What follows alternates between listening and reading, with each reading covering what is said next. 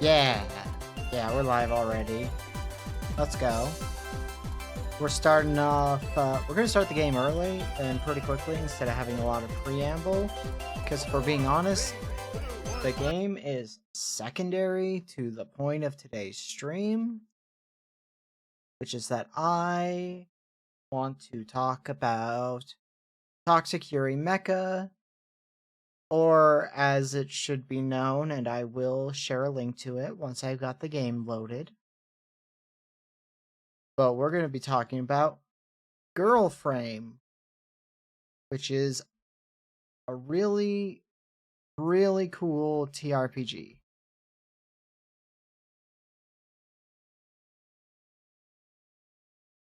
Great, you can get the whole rulebook for $15. It's great. Has an online character keeper, which is also always great to see. And it's still actually being updated at the moment, but it has had its 1.0. So, you know. But, so here's a link to the game. I highly recommend it. I can tell you this because I read the whole game system last night over the course of 5 hours.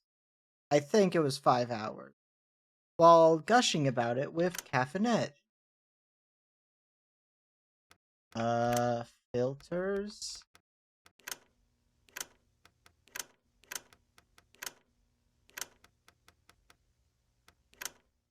Filter off is probably what I'm gonna do, if we're being honest.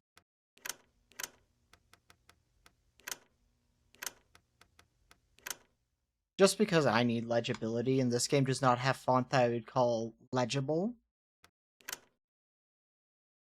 Sorry, We're Open is one part survival horror RPG and part text adventure game. You will always be equipped for the encounters ahead, and losing may be the only viable You won't always. You will not always. There we go. The game does not contain conventional jump scares, and your progress and actions are permanent. It supports autosave. So we'll get through the intro stuff, and then we'll kind of have this in the background once we get past the opening stuff, as long as it...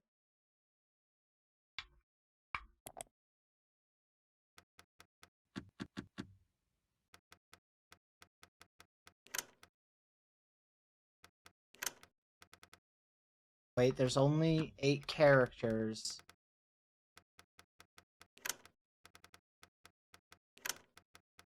We just don't have a space, then.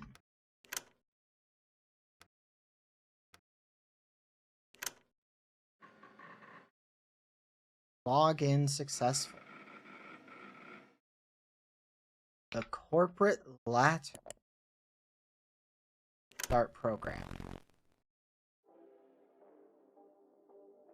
I've played another game in this series called No Delivery, so I'm imagining it's going to be very similar. Upon entering the break room, you see one of your coworkers silently sobbing to themselves while they eat. Everyone else looks to be keeping their distance. Let's offer a cigarette. Frustrated, they pull out their own pack and throw it at you. Can't do that anymore. Can't do this anymore. As they storm off, you pocket a cigarette for a smoke break later. Plus 1 cigarette. You overhear some of your coworkers engaged in conversation.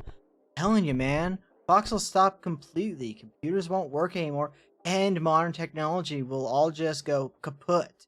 Be a mass hysteria when the clock hits it, man.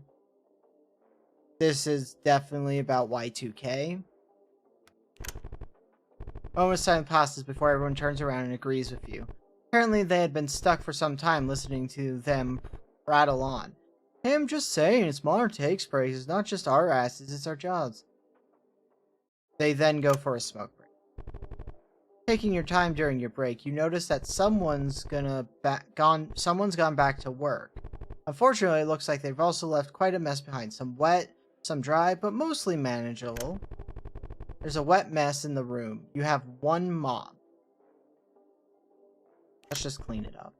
Cleaned up the mess. There's a dry mess in the room. You have 1 broom. Okay, so broom for dry, mop for wet. In no delivery, you just use a broom for both. But again, this is the newest of the 3 games this creator has made. The light's suddenly out. You turn to leave the room, but find the door to be locked. Hi, Jazz. Inspecting the other appliances, it looks like the electricity is out as well. You feel the room get steadily warmer and the air become worryingly stagnant. We call for help. Feels like it's been a while, but you finally hear a light knocking on the door. Hey, I know it's closing time, but could you just one more thing before you leave? I've actually got to run off now, so call for help. The heat of the room is stifling. You hear them aggressively knock one more time. Hey, did you hear me? Very unprofessional to leave me hanging like that. Call for help. Your breath begins to leave you. The door lock jiggles as they struggle. Did you lock this door? Shit, this better not be one of those strike things again. You now hear them banging on the door. Call for help. Your lungs are on fire, but all you can inhale is smoke. You know what? I give up. You do whatever this is, and I'll see you on Monday with a pink slip or something. You've done nothing but cause problems for others. So yeah, this is a horror game in case it weren't obvious. Death call. Cannot elude it forever. As a last resort, prepare to lose everything. Hurts at first, but applies health regen. Goes for money, can also... Fine, we'll get smoke. Just smoke. Remember, nothing is free.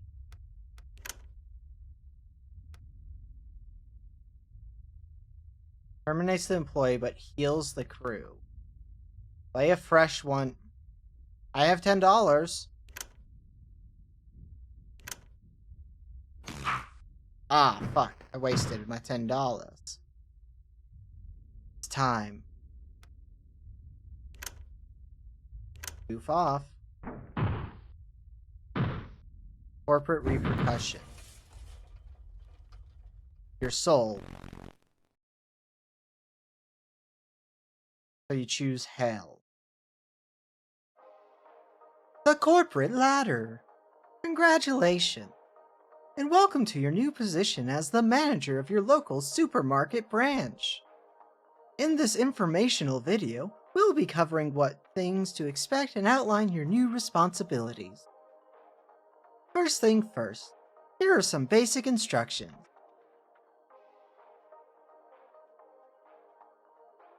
Remember, your store's reputation and your employees' livelihoods are in your hands. Before diving in, is this your first time as a manager?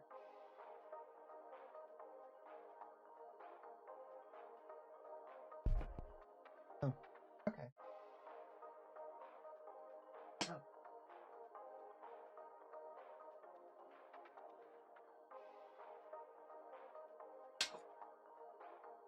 Oh, this is going to be a long intro before we get to talk about the toxic Yuri Mecha.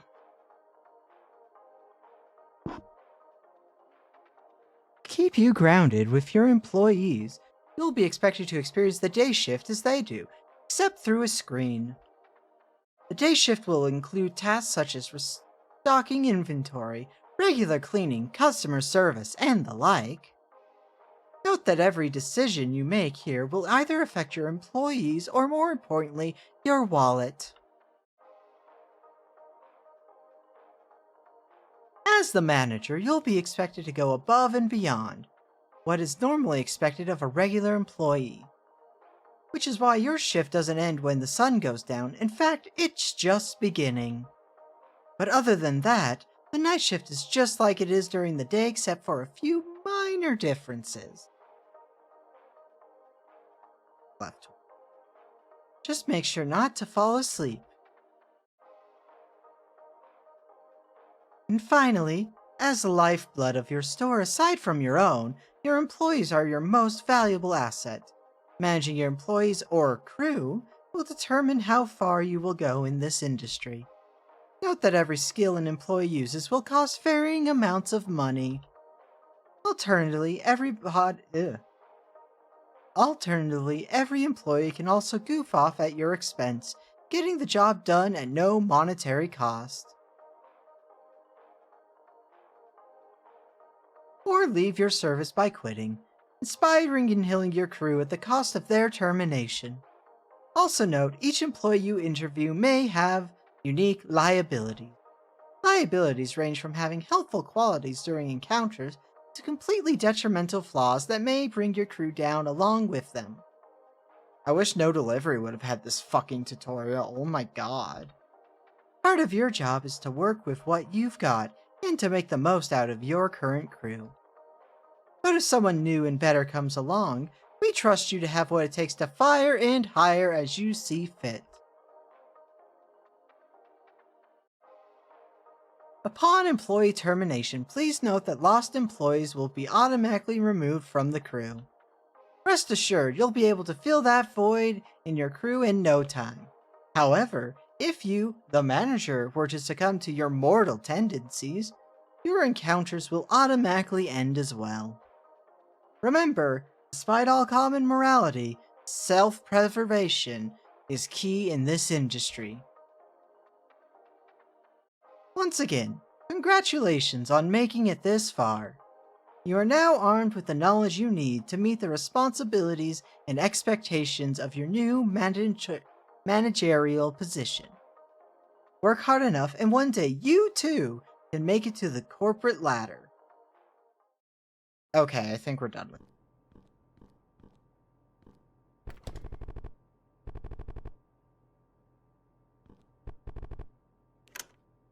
So we have $50. Let's take a look at what we can get. We have one of each. Let's just make it so we have two of each. Buy 3 cigarettes. Someone's forgotten law can be eaten yourself or returned to the fridge.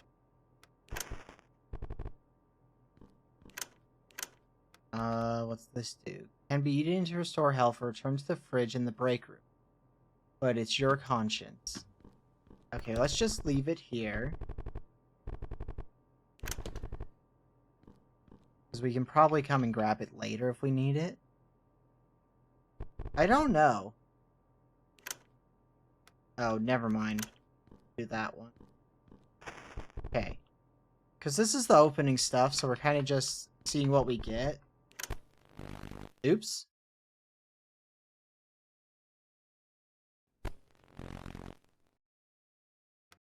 Back to break room. Those trash. Let me see. Maybe disposed of for money can also be used in a fight with the chance to attack or heal. Okay, let's just get some cash by getting rid of all the trash.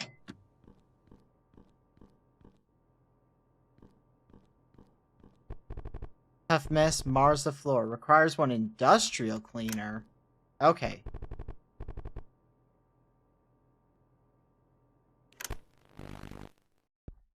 Usually used for announcement returns, the customer service desk is a common vantage point for all the going-ons of the store. Oh, excuse me.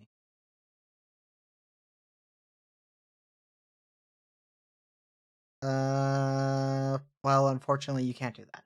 Anyway, goings on in the store is the perfect place to catch up on the local rumors and gossip. The latest story being that someone's been breaking into the employee lockers during work hours, but neither taking nor leaving anything. Of course, most rumors point to management for the random inspections. Okay, let's check employees. So I'm the only employee. Got it. Clock in Monday. The air vibrates with tension as the prospective employee comes up to you. You reach to shake their hand, but feel nothing but pain and joints popping out of place. This Herculean grip, solid and unyielding, they speak. Hello, it's nice to meet you. New employee entered. So we've got a...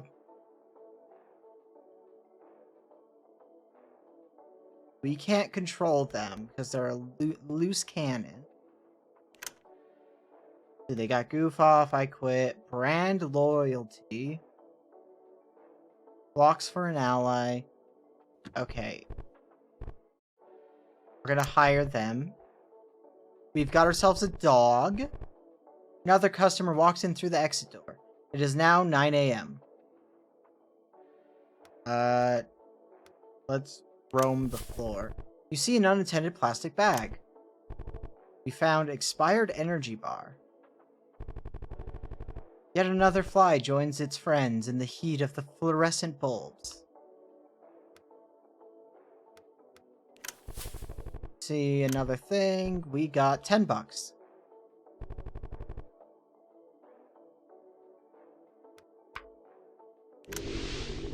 Ghost cart appears before you. You see the mangled remains of some animal. Whatever it was, it didn't survive the trip. The crew becomes nauseated. Cool. Awesome. Comes up and hands you a crumpled plastic bag with nothing but crumbs at the bottom. Like to return this? Come on, the last guy here let me do it. Their face then darkens and eyes narrow. Or am I going to have to complain? Sighing, you look at the policy. Indeed, you'll have to accept the return. I'm sorry, but that's bullshit. I don't care. I don't think you should be allowed to do that. Now, why is my... Okay.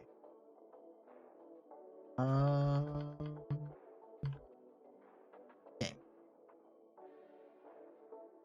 A light fart wafts through the store. Let's clean up a wet mess.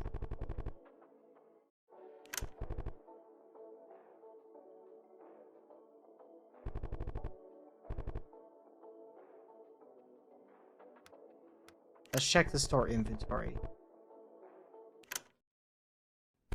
Hey, we actually got some combat going.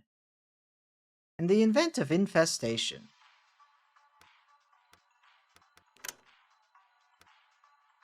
Light a fire under your employees. Cost an employee 8 health and get... Oh! So there's a way to get money. That's good to know. Blocks a single attack. Marks a target. Yell at and frustrate your staff to counter enemy attacks. Stock products to keep things hidden. Target will evade until damage is taken. Or you just goof off.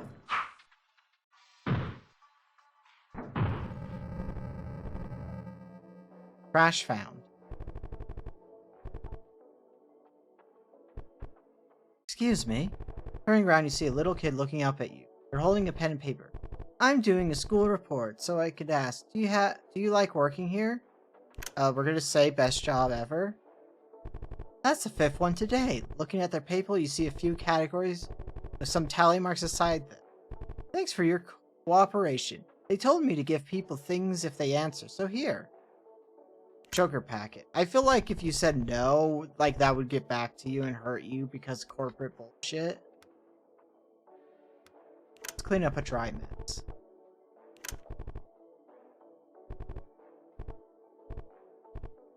Got $64. Industrial cleaner. Let's go.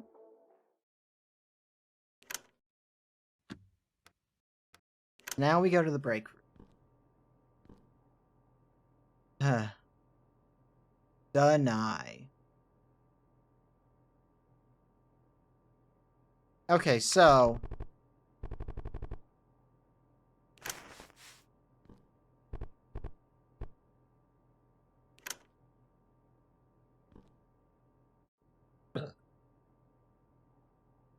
Let's talk Toxic Yuri Mecha now. I should actually scroll up in this message.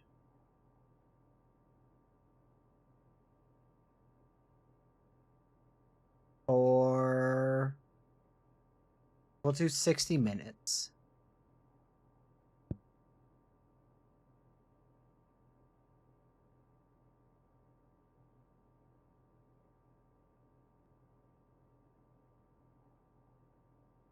But, so the game that is linked up there, it's $15 for anybody who wants to snag it. It is called Girl Frame. which is using it's using the system powered by the apocalypse, primarily taking a lot of inspiration from a really good game system I do want to run at some point called Apocalypse Key. And Apocalypse Keys is a great game in its own right, but this one, the conceit is you are all Mecha Pilot, while all the players are Mecha Pilot.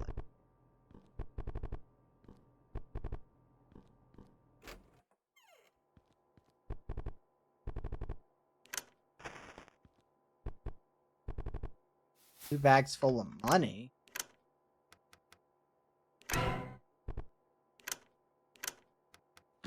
But yeah, so you play as Mecha Pilots, referred to as pilots or girls, who are legally designated as its in their pronouns. And if you refer to them otherwise, or yourself otherwise, you can get in trouble. Bad trouble. Oh, it's occupied. Hey, you look fresh. Guess you don't know, huh? People don't really use this toilet at this time.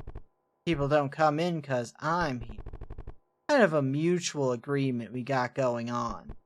So, skedaddle. Thank you for your cleanliness. Anyway, it's basically is the way you can do. God, it'd be easier if I had somebody in the call with me as well, just because it would allow me to have somebody to bounce off of while I do like tech stuff or game stuff. But anyway. Yeah, there's a hobo in the toilet. Oh well. Who cares? They cannot hear us. Okay. But you get to play as Mecha Pilots, but it's basically, if you've seen Ava, you've kind of got an idea of what's going on, and it is incredible. Everything I was reading, it is also incredibly horny. Like, I cannot begin to tell you how shockingly horny the game system was as I was reading it. And it is toxic Yuri also, which is peak. Oh, guys.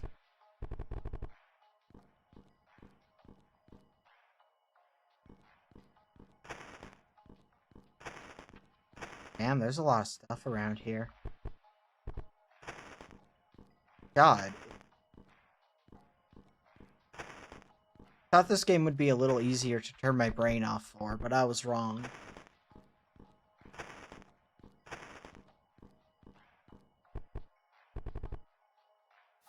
I mean, I could always turn this into a just chatting stream and not feel bad about that.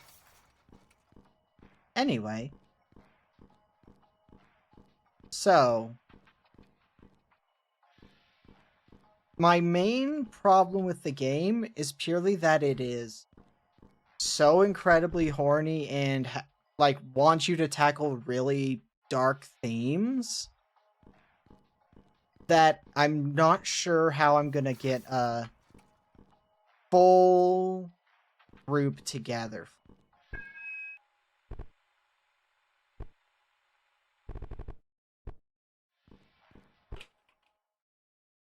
Other side of the counter, please. Oh my god, really?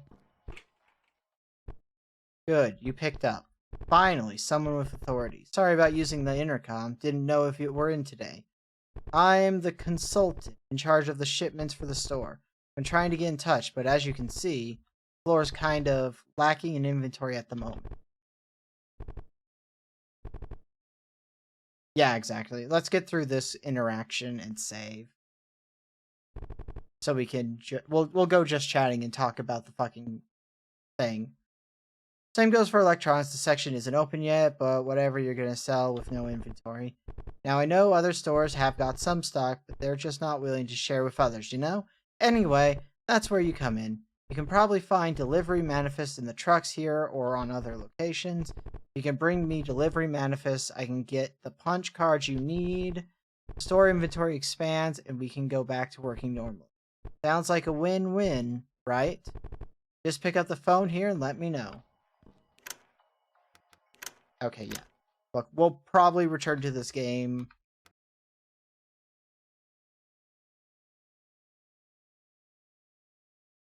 a little bit, so you know what, I'll just leave it open. No, I'll close the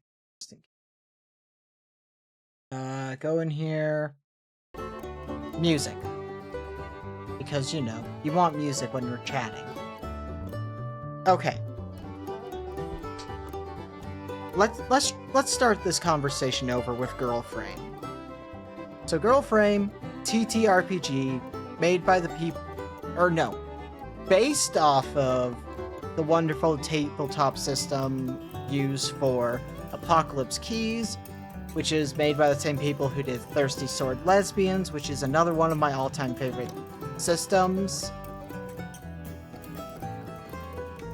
But in this game, it is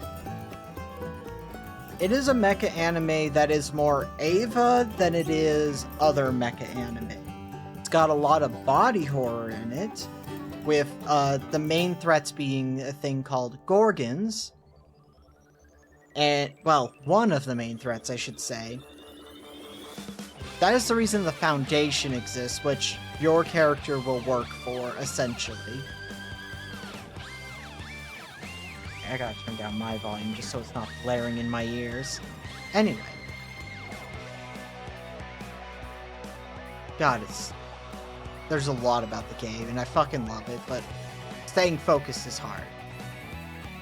So, in this type of tabletop game, you have playbooks. And playbooks are essentially your character sheet. They tell you what you can and what you can't do. I know, simple concept. Everybody's following it. Perfect.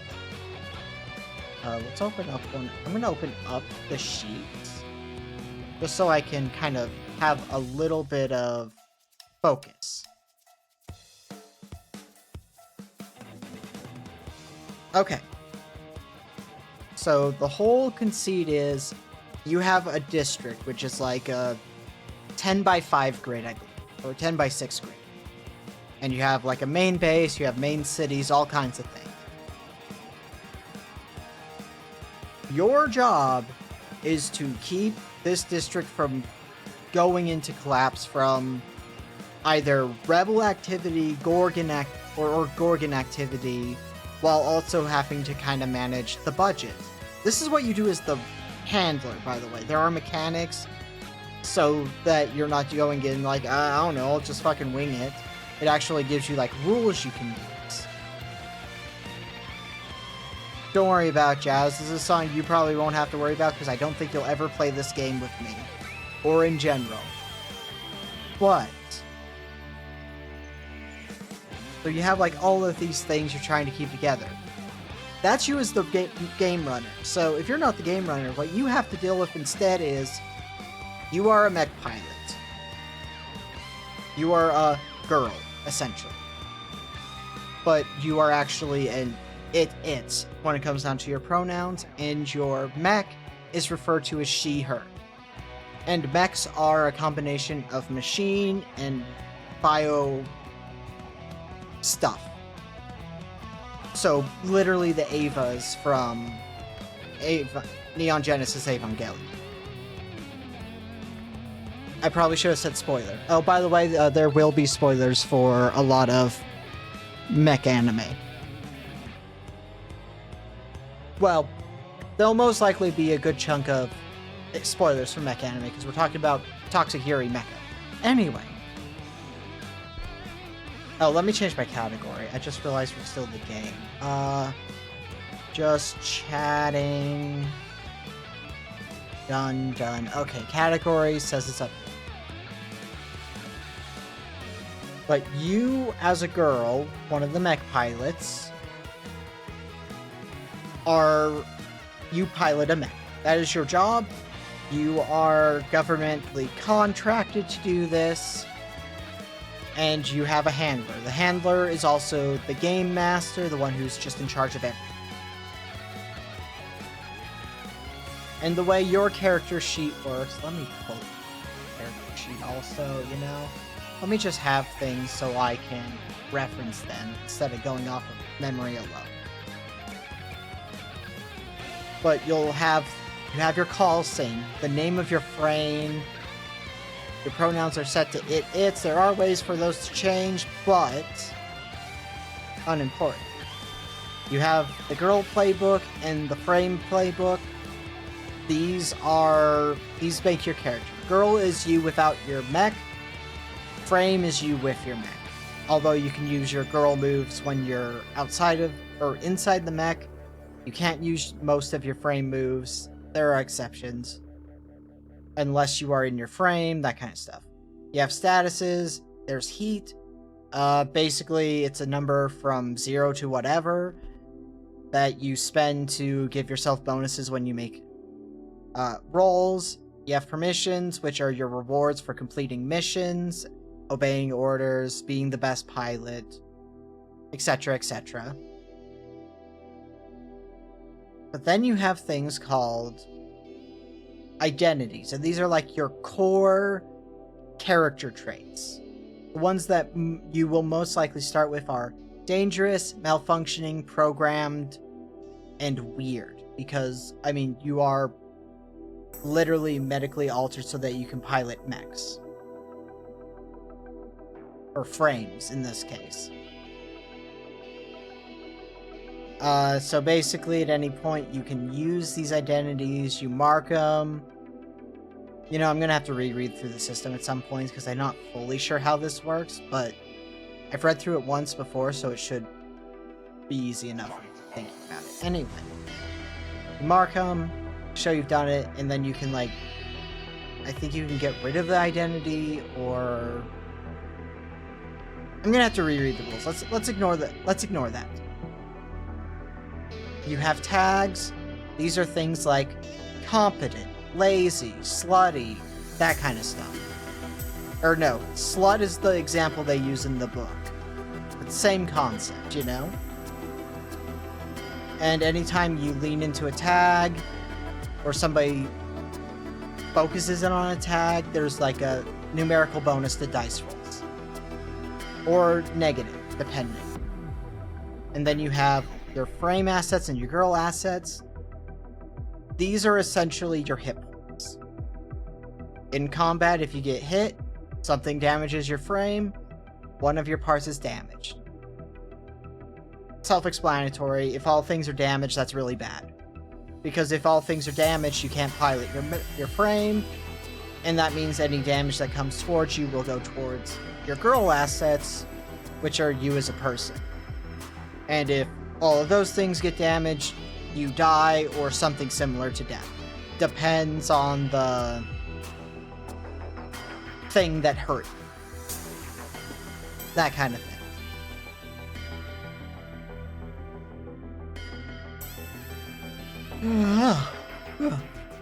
You also have bonds with players and the handler, and then NPCs. They are either cadre, personal, or intimate. They're just like level 1, 2, and 3 essentially. NPCs are general things. They have a gameplay mechanic you can use with them, but they also add flavor to the game. But let's talk about the plays, like what you can do as a girl without having your mech. Just things that you can do. All girls can do this. This isn't with classes, because classes give you new moves you can do as well.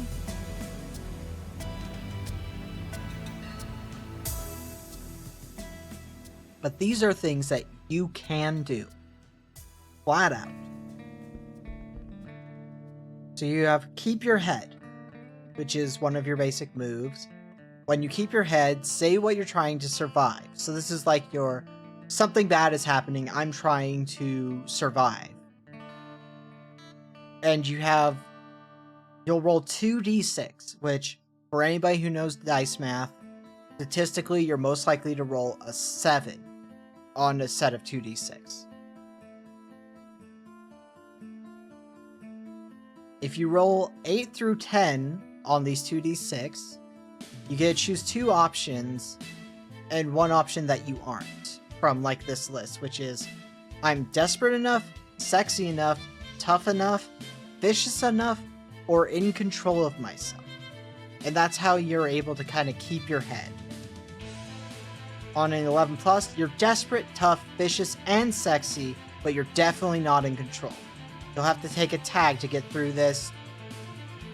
Tag's not necessarily a bad thing, not necessarily a good thing. So not a bad roll, because an 11 plus is you're just pushing too hard, essentially. Where you're overextending yourself. Whereas an 8 through 10 is, I'm doing exactly what I need. A 7 minus, however, is bad. In this case, you only choose one you are, and the others you definitely aren't. So, if you want to be in control of yourself, that's it. That's all you will have, kind of thing.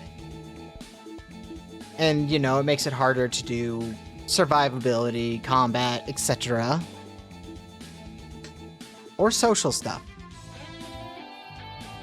Again, the system is complicated sounding, but that's only because I'm coming at it from read all 130 pages of the manual. Or the rule book.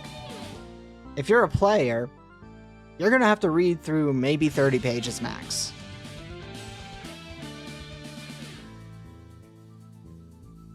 But then, this is the moment I went, this game is horny.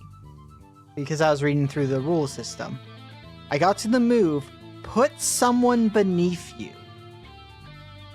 When you put someone beneath you, spend heat and roll. So, heat, again, you're going to have a number. It could be 0, it could be 5, it could be more than 5, but there's special things associated with having more than 5, or 5 or more, such as, unless you have a special ability, your heat, you have to spend all of your heat if you hit 5. So, plus 5 means that odds are very heavily skewed that you'll get an 11 plus, which means there'll be consequences for overextending yourself. But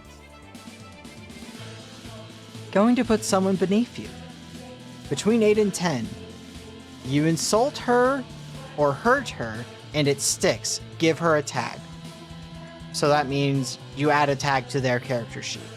You can lower her status, which I'll give you the quickest rundown of status possible. There are 3 tiers before special rules are applied. Well, 4 tiers technically. You have Handler, which is always at the top.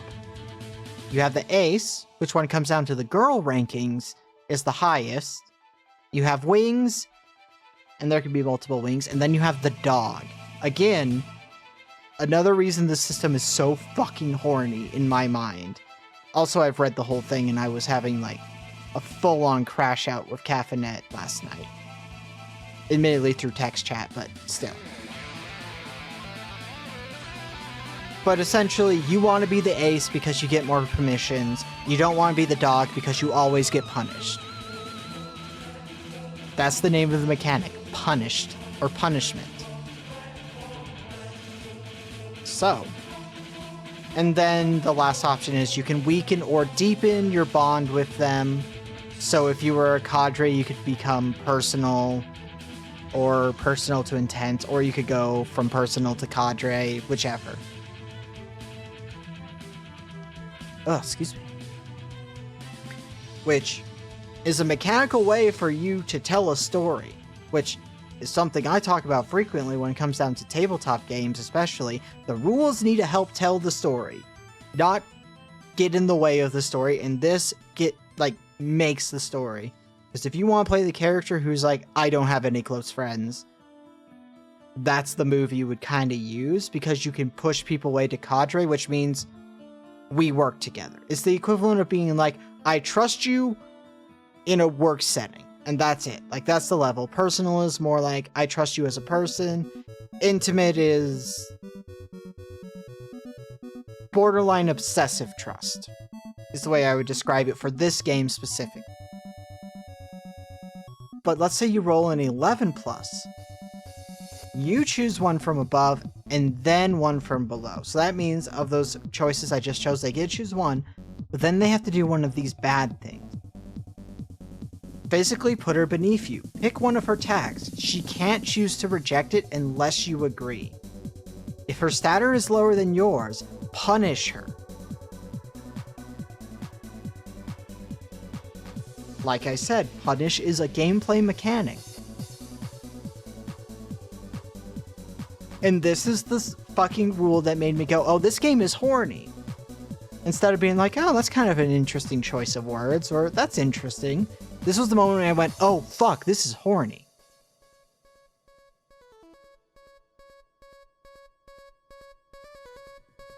Or the other option is take 1 to 2 heat from her. If she doesn't have enough, we gain. If she doesn't have enough, gain 1 to 2 instead. I don't fucking understand that rule. I think it needs to be written better for clarification state. Because if she doesn't have enough, gain 1 and 2 instead. So is it like you gain the 1 to 2? Or she gains the 1 to 2? I don't know. Anyway. But if it's a 7 minus, she can pick one from either list to do to you instead. Or damage one of your assets and leave you bleeding. So if you fuck up that roll, you're like trying to like insult, hurt, whatever it is. You turn the tables, probably with like a snide remark or just like literally overpowering them so that you could put them beneath you, kind of thing. I genuinely love this system. I cannot express it enough. The problem, again, I'm having is I want to do a full season of it for Hex Club. It is not going to be the normal Hex Club crew. There's no way Cameron would be down for this system, and I highly doubt Skylar would actually be down for it once he fully grasps the extent of it. Because he's a wife guy. Even though he doesn't have a wife, he has a girlfriend, but close enough. So, I have Caffeinet. That is the only confirmed player I have. My thoughts are maybe Drew the Drawing Cat. They might be interested. I have to message them, see, and like really talk about it with them. Her. The Drawing Cat's she, her, right? And I thought maybe Airport, but I don't think Airport would want to be recorded. You know, that's where I am. Oh, Drew the Drawing Cat is she, her. Okay.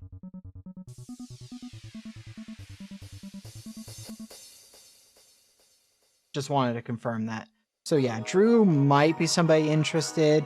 Airport is somebody I think would like the game, but I don't think that she would want to be a part of a recorded thing.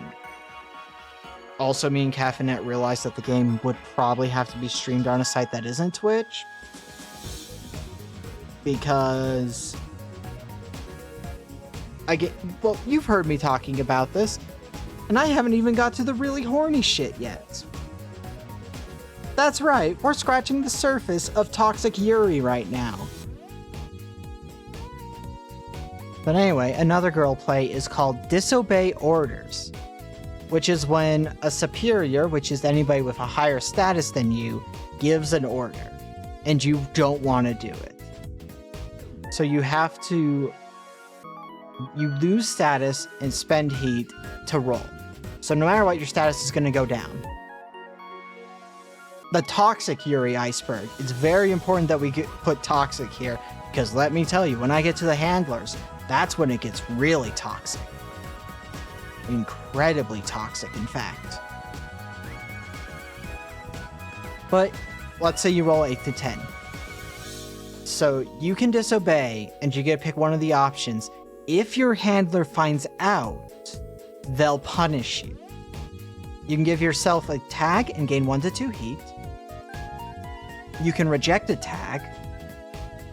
You can tell someone to follow you. If they act immediately and without thinking, they can. So if you get told an order and you go, no, this isn't gonna work, I have a better idea, you have to disobey orders. And if you roll 8 to 10 and say, follow me, and they do it, then you both go on that thing. You would be the one to suffer the consequences, but you would probably succeed.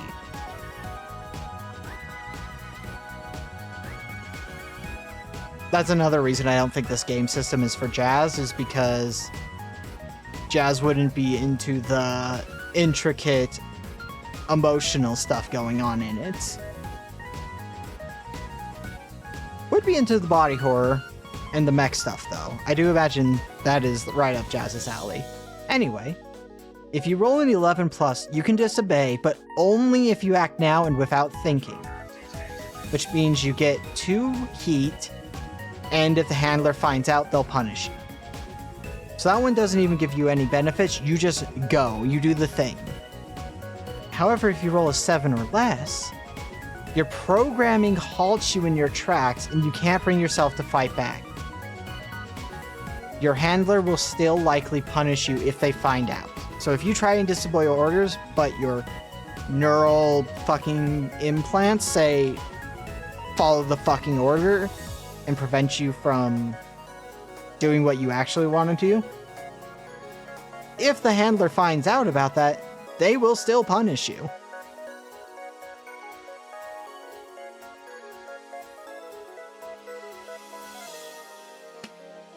And don't worry, we'll get to the punishments. I know somebody in the chat really wants to learn about those. Which I'm gonna actually pull open on Google Doc, just so I can look at it when time comes if it's not on the sheet I'm looking at. But then you have a move called Flirt. So this is the same thing, you roll the 2d6, you can spend heat. On an 8 to 10, it's easy. Each of you can unmark 2 of your identities and ask her one, which is of the things below. If you follow through on giving her what she wants, deepen your bond. So this is to players, NPC, I think it's only girls actually. When you flirt with someone, so anyone you flirt with. So you can ask, who do you want me to hurt? Be, hide, how can I alleviate your fears? What do you want me to call you? Do you want to fuck me or get fucked by me? That is one of the questions you can ask. And if you follow through on giving them what they want, your bond deepens. So if you're trying to go from cadre to personal or personal to intimate.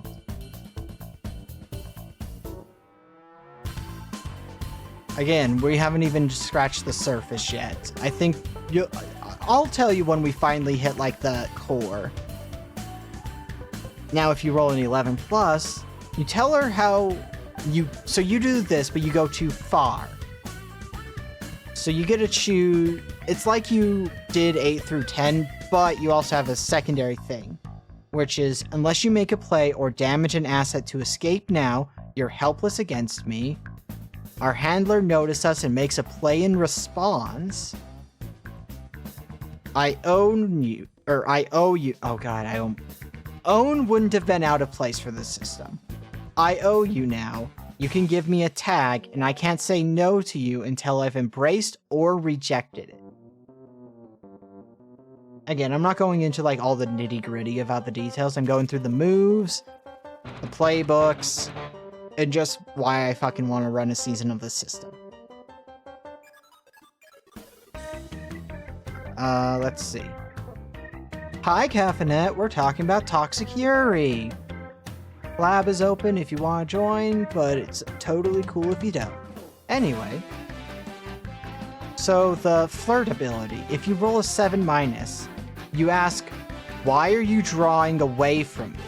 Which you weaken your bond, and she can unmark an identity of her own, and you can pick one to ask. Hi, Caffeinette. Hello. You sound sick. I am. What? Up your volume. Just so you don't have to speak so loud. Oh, where'd my... Thank you. Let's also turn... Oops. Oh god, I just opened up Vortex. I don't want to play Fallout New Vegas right now, god damn it. Son of a bitch. Grr. That's the only reason I have Vortex, by the way, so I can play New Vegas. I prefer Vortex mods on Skyrim. If you know, you know. I have to be in the mood for Skyrim, and I'm not always in the mood for Skyrim.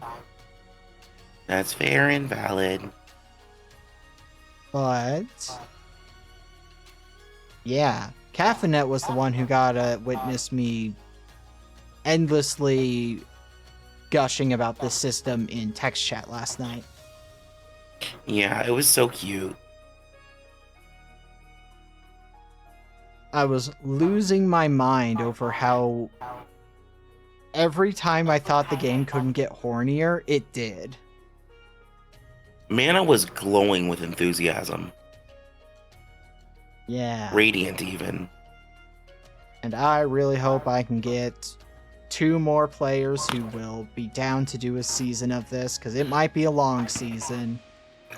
And you definitely need people who are willing to buy in, because it is not a, like, oh, we're just a friend group, we always play tabletop games together. No, you need a specific friend group of people who play tabletop games together.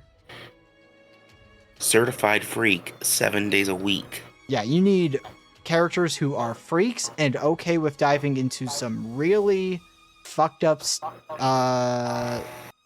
subject matter. Forgot what words. Dark grit. Borderline grimdark. Not actual grimdark, because actual grimdark is kind of boring.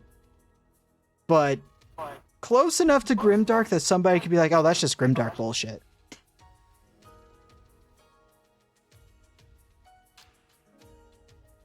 Yeah, not safe from Twitch stream, at least.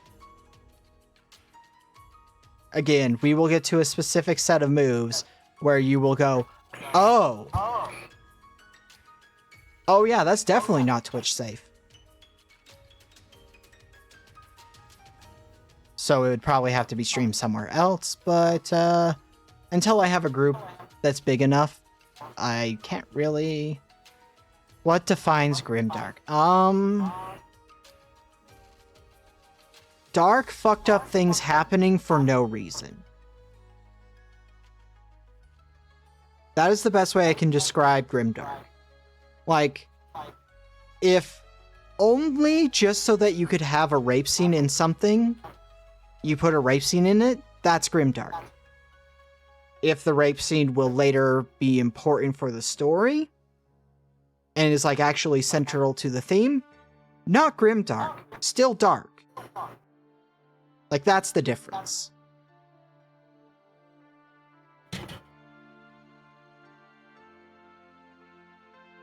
You know what? 40k is a great example of grimdark. But it's like grimdark played to the 11 to the point where it stops being grimdark and starts being silly in its own way. Where in the universe of 40k, it takes itself 100% seriously, but the fans are like, well, this is silly because they're taking it so seriously. Also, the Gorgons are essentially Terminids. Oh, I thought the Gorgons were just like... Angels from Ava. Yeah. I mean, Angels from Ava, Tyranids from 40k. Oh god, what is it in Gunbuster? I forgot. It's just aliens, right? Just aliens, yeah. And I didn't watch 86, but I probably should, because I've heard good things about it. I prefer 37. It is my lucky number. Oh, I thought you were, like, actually referencing a show I hadn't heard of.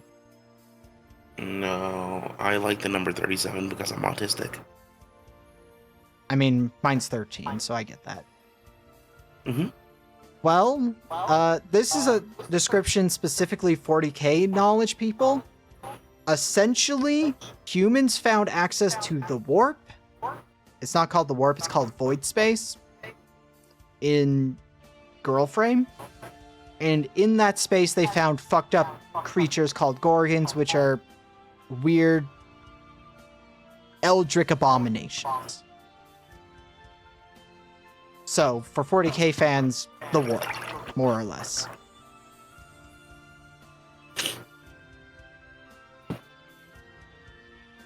So, to wrap out the every girl play that you have, regardless of what playbook you take, you have Go Off Duty. This happens in between missions. Sometimes you will do multiple of these in a row. Sometimes you'll get one and then you'll go on a mission one, then a mission. Kind of depends on a lot of factors, which are way too complicated to explain and kind of hard to wrap your head around. I will have to reread this system at some point. Yeah, it's like a warp slightly. It's warp light, I guess, for 40k people. Anyway, so when you off duty, as always, you will roll dice. However, you don't get to spend heat on this move. So, if your character is the dog, like that's your status, you get a 0 bonus. You just don't get a bonus at all. If you are a wing, you get +2, and if you are the ace, you get +4. The hierarchy is simple. Dog, you are at the bottom of the totem pole. You are going to be punished. At the end of every single mission, if you are the dog, you are getting punished. If you're a wing, hey, good news. You're not at the bottom, but you're also not the ace. The ace gets rewarded, and they get extra permissions every off-duty, and you spend permissions to do things. But, say you roll an 8 through a 10. Your time off duty is comfortable, and you get to set one of the following scenes with one or more of the other girls. So it's just like a scene setup ability. You have a scene in the barracks, mess hall, hangar, training exercise, or something else that's part of your routine. So, you know, the downtime in Gunbuster. When, oh god, why can't I remember any of the character names in Gunbuster now? Billy. But essentially all the downtime things where we get to see the main character having to deal with the fact that they've had time displacement happen so they are younger than their friends who they used to be the same age as. Yeah. But then if you roll an 11 plus, your time off duty is busy. You must set, this isn't you get to choose, you must set one of the following scenes with your handler or one or more of the other girls. The handler is the GM's player character, essentially. It could be in the handler's office, a nearby city. It could be a scene with a harpy or other prisoner. We'll get to harpies later. A briefing or emergency meeting, or something else that is out of the ordinary. Or, if you get the really bad thing, a 7-, your time off duty is harsh. Oh, excuse me. You must set one of the following scenes with your handler or one or more of the other girls. Any punishments you face must happen on screen. It's a scene in the handler's office, in a cell, in your vital frame, your mech essentially, in the medical bay, or something else you'd rather not be doing in general. And after you go off duty, you can also embrace a tag, unmark all identities, and undamage all assets. Ensure that you also resolve any permissions or punishments that happen off screen. So that's in case there's a punishment that you're just like, look, this is a bad thing that happens. Let's just do it off screen because I don't think it really needs a scene dedicated to it. Okay. Okay, before I read the frame plays. Okay, Jazz, but also, this is not 40k, which is over-the-top grimdark. This is more realistic fucked up shit. Like, comparing it to 40k and be like, this isn't that fucked up. It's like, yeah. Grimdark literally has computers that are actually just people's heads ripped out of their body with their brain inside it working as a fucking microchip. And that's just considered normal procedure. It's not over the top, exactly. Heat, again, it's your bonus. You can play things. Identities. So, if you act in a way that reinforces your identity, you gain 1 to 3 heat. I don't know why it's 1 through 3 and not just like a flat number. I feel like they should be flat number. This is, okay, gameplay, mechanic, thinking brain kicking in. I feel like giving a 1 through 3 is not helpful. Because you're like, I don't know, how much do I get for this? It's confusing. Anyway. But, yeah, so if you act in a way that reinforces one of your identities, you get heat. Tags. These are the things I've talked about as well. Other players can mark a girl's tag to add +1, -1 to their roll. Tag marked twice must be embraced, becoming an identity or rejected. So if you were doing something and someone else was like, I'm gonna mark your dangerous tag because you're being dangerous right now, and we're gonna give you a -1. And hey, -1, +1, both could be useful. Both could be useful because, again, you want to hit that sweet spot of 8 through 10. If, say, for example, one of your allies is making a roll and they had 5 heat, so they have to spend 5 heat. Having the other girls say, hey, I'm invoking this tag, take a -1. Now you've only got like a +3, for example. Which, again, if we look at the math of 2d6s, 7 or 6 are the most likely results. So if you were rolled a 7, it'd be a 10. You would get the middle ground where you want to be.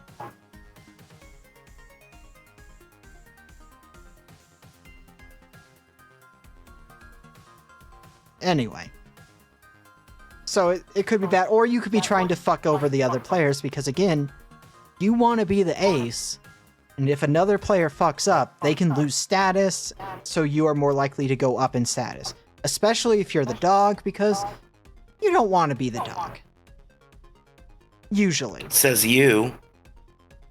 Mechanically, you don't want to be the dog. Let's Fair. put it that way. Fair. You don't got nearly as many resources, and bad things happen to you mechanically a lot. Story-wise, it could be very interesting to be the dog. Airport? I knew it. I knew somebody in chat named Airport was gonna want to be a dog. Somebody was want to be told, get on your hands and knees and bark for me, bitch. No, Jazz, you're not literally a dog. You are treated as if you have the same Social standing. social standing as a dog. In fact, you probably have less social standing than an actual dog.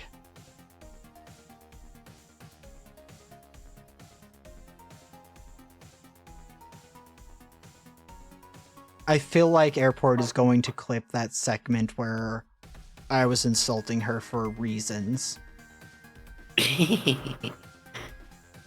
I've realized that is most likely going to happen.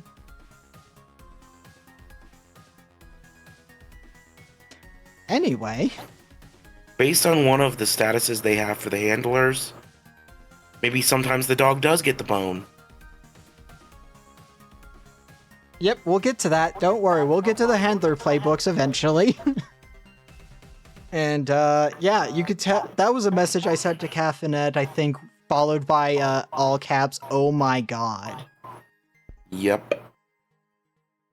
Which I sent a lot of those because every single time I thought I had found like the most depraved thing in the rulebook, I somehow found another one.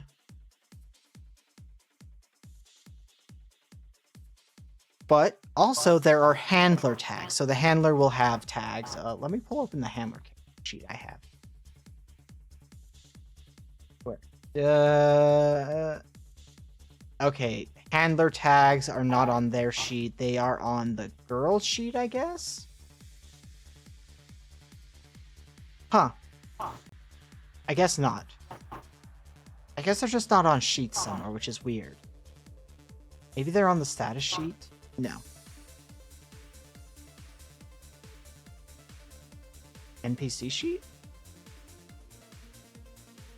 No. Okay, well, whatever. The handler has tags. I don't remember how many they max out at. I think they max out at 5, just like all the other players. Cathanet laughed at both the Metro Man thing and the Jaden from Yu-Gi-Oh! GX thing. Yeah. That was like her reaction. But anyway, you can mark or spend a handler tag you have to ask your handler for a favor, attract their full and undivided attention, which for the scientist handler, we'll get to her, them. I've realized that the handler doesn't have to be female, but I'm a toxic Yuri bitch, so they're gonna be female when I run it. Anyway, or you can compel them to act on a tag, and if they refuse, they'll have to take a moment to compose themselves. Oh my god. How to best describe Yuri? Woman-loving woman. Yeah, honestly, WLW. Women love women. Lesbians. But usually some of it is written primarily by people who are not queer and is purely just a smut for smut's sake. Some of it's really well written. And then there is a subcategory of Yuri that I am a big fan of called Toxic Yuri, which is where it is lesbian shit, but toxic. Basically, the best example of a toxic character in this way is Makima from Chainsaw Man. And honestly, it wouldn't be hard to reskin this game to to fit in that universe with Makima as a handler, if we're being honest. I actually have a Toxic Yuri game in my Steam library. I'm not surprised. I probably have a few as well. I haven't played it yet, but it's called Malcatraz Maiden.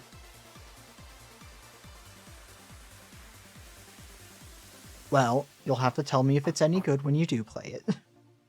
Okay. Anyway, so tags, they have their uses. They're good. Gorgon tags, tags used will grant 2 rolls against the Gorgon. So essentially, if a Gorgon has a tag, you can choose to mark it to give yourself a bonus or a minus if you're worried about rolling too high.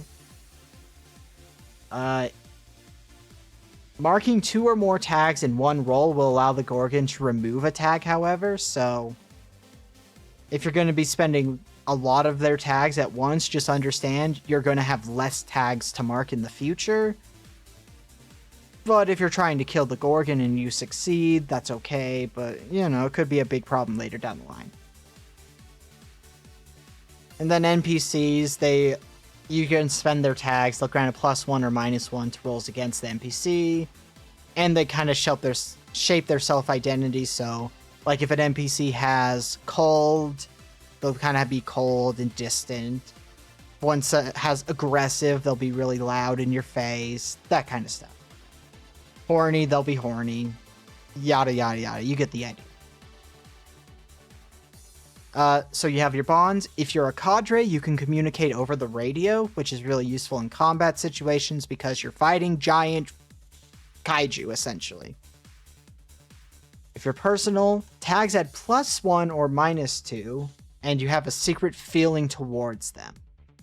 So you write that down, so it's like, oh, Caffeinet's character and my character are personal. Caffeinet's character has a secret, like, I think they're cute. Like, that could be the secret. It could be more complex than that.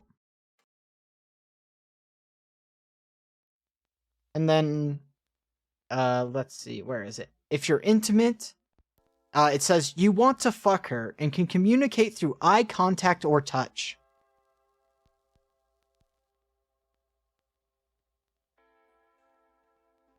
Another one of those moments I was reading the book and went, this game is horny. Because they didn't beat around the bush, they just said, you want to fuck her. Just flat out.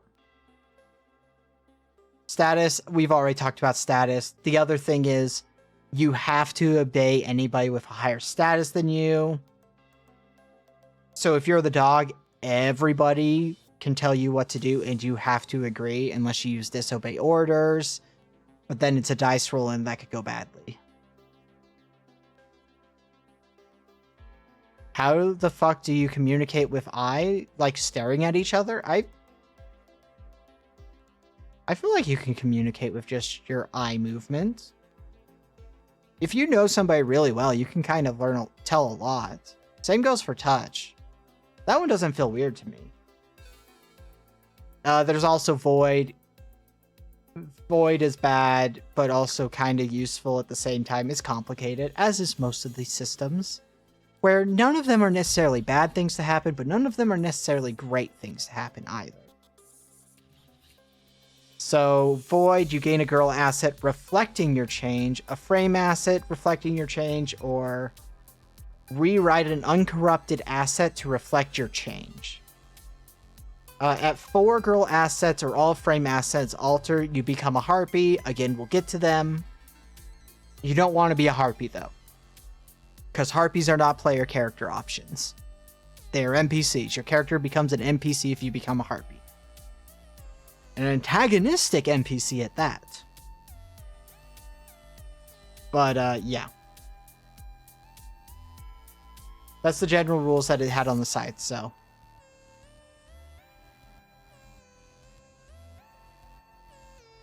Well, Jazz, clearly you aren't as well-versed in emotions like I am. I don't know what to tell you. I think you can communicate a lot with eyes. And if you steal someone else's eyes, you might be able to get the Sharingan. That is true. Mm-hmm. But it has to be a loved one. True. Or a Sharingan. Because you can just steal those as well. Mm-hmm. Naruto's weird. Yeah, Naruto is kind of weird, but he grew out of it. I felt so bad for him when in the beginning, especially in that scene where he got paired with Sakura and Sasuke. The worst characters ever.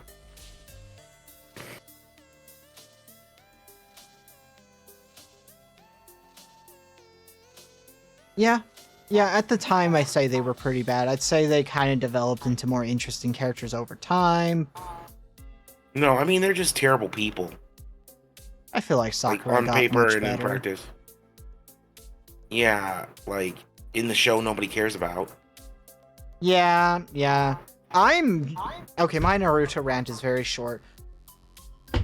Rock Lee should have been the main character because Naruto is not actually, like, having to work to get all of his shit because he's actually the reincarnation of a fucking god.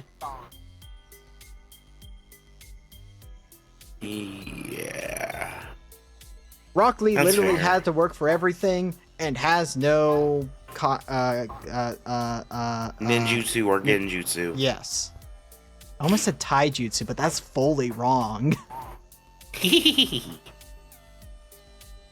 I'm in the mood for Thai green curry. Let's go Brazil! Rock Lee deserves all the love. Although I'm gonna say, Rock Lee still has one of the best anime manga moments ever with the fucking weights. Hell yeah. I can't think of a more hype moment in anime except for Super Saiyan and Super Saiyan 2 with Gohan against Cell. Oh yeah. Because that's the last time that Goku dying felt like it mattered. Yep. Taijutsu is combat. It's just physical fighting, essentially. Can't catch these hands kind of deal. It's Rock Lee. Rock Lee can only punch. And kick. Yeah. He can only do physical combat. He can't use, like, the Ninja Rasengan wizardry. or fire breathing, whatever that's called. I don't think he can even use substitution jutsu. Nope. There's so many great moments of Dragon Ball Z. Even the Buu Saga has some really good shit in it. Oh yeah, like Vegito. Majin Vegeta. Yeah. Blowing up that whole stadium was such a flex. Negative aura farming. Yeah, until you remember this is Dragon Ball and you can kind of bring them all back, but... Yeah. Anyway, let's go into the frame plays. These are moves that all frames have. I don't know why they put Go for the Core first instead of All Out Assault. I'm guessing it must be a spacing reason so that it could all fit into this page. So I'm going to skip everything and read All Out Assault first because Vegeta is a decent dad half of the time. I loved at that one point in DBZ where Vegeta's like, had them wish all the non-evil people back, and then he comes back to life. Like, Nani? It's great. Good writing. So, All Out Assault is when you push your frame into overdrive, you go all out, spend heat, and roll. Standard rules. 8 through 10, you pit one of your assets against theirs. They can't defend themselves, damage both assets. So, you hurt yourself, but you hurt them. On top of, you get to choose one from a list, which can be, I protect my asset from damage so you don't actually hurt yourself. I push myself, taking a tag and attacking a second one of their assets, so you take 1 damage and deal 2 damage, but you have a new tag. You unmark an identity, so if you had an identity marked, you can unmark it so it can be marked again without having to reject or embrace it. You can expose a weakness, opening up their core, which is really important for reasons.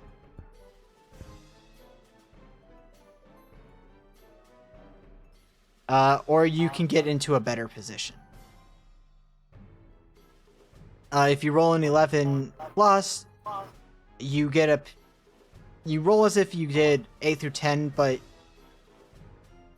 pick up to 2 from above and from below. So you have to take like 2 from above, but then you can take 2 from below, which are worse, which is you have to mark an identity. You get hit and they damage one of your other assets. Combat stims fuck with your head, and the handler makes a play.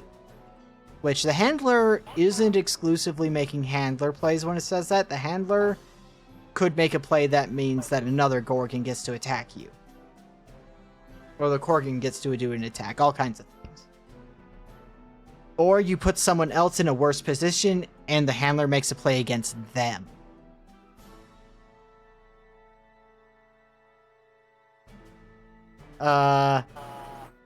On a 7-, they can defend themselves, but you can pick 1 from each list anyway.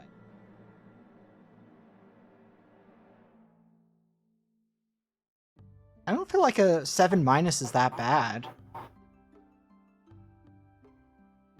I mean, it's probably a good thing because it means that no matter what you do with All Out Assault, you are still doing something.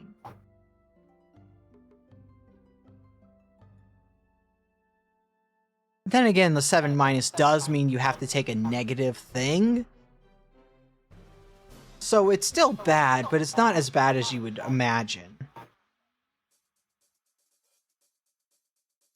You have the ability check centers, which is when you take stock of the situation, etc. 8 through 10, you can the handler will answer any 2 questions you ask. These can be simple questions like, how do I fuck up this Gorgon? What are we supposed to be doing? Are there any civilians in danger? That kind of stuff. What's for dinner after the operation? Yeah, you could even ask weird questions like that. Whatever you can think of. But if you roll 11 plus, they'll answer any 3 questions that you ask. But if you ask any that aren't on this list, so there's a list below this, they'll either not have all the information, or they'll find a reason to punish you later. So essentially, if it's not on the list I'm about to read, you might not get an answer, or you might be punished for asking.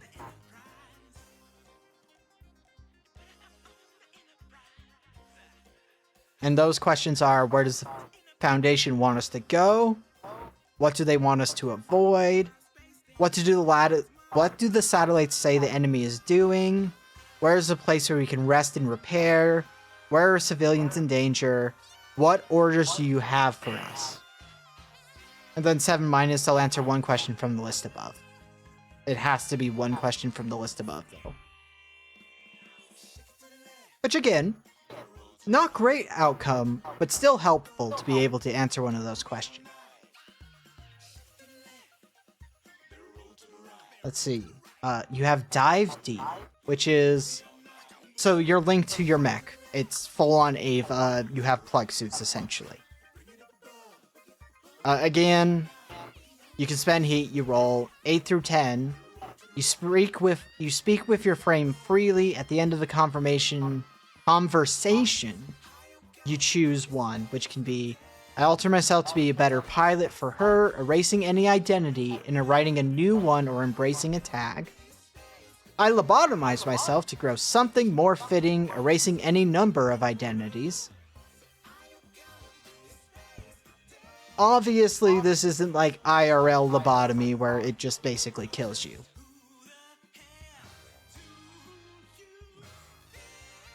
You regrow a damaged asset and gain Void, which again, you don't want Void, but maybe you really need that asset for combat, so you're fine with taking that Void. Let's see. Or you are subsumed by her. The cockpit is locked. All vitals are dead, yet she continues to fight. Perhaps I will return, but not soon. So basically, that one scene from Evangelion, where is it Ava 1 that's purple? Yep. Okay, I don't know why I always forget the small details. But when that turns into a fucking monster and goes feral in the city.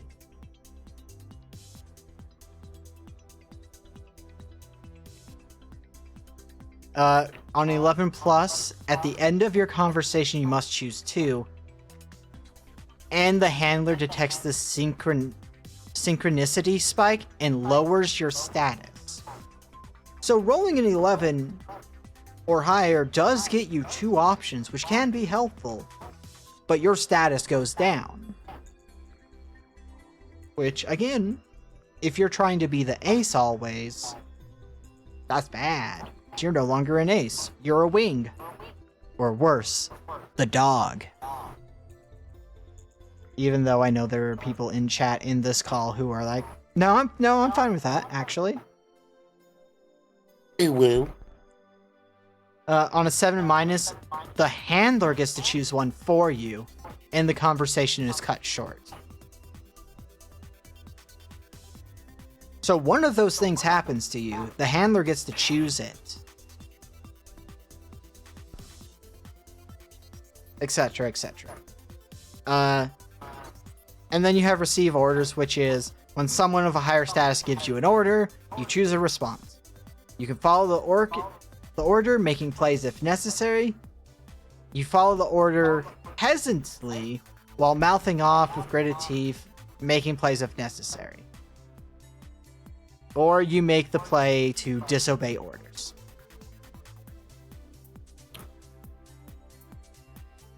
I know, very simple. But then the move that they put first that should have honestly been last from like flow of combat reasons, go for the core. When you go for someone's vitals, say what asset you're using for the decisive strike, spend heat, roll minus the target's undamaged assets.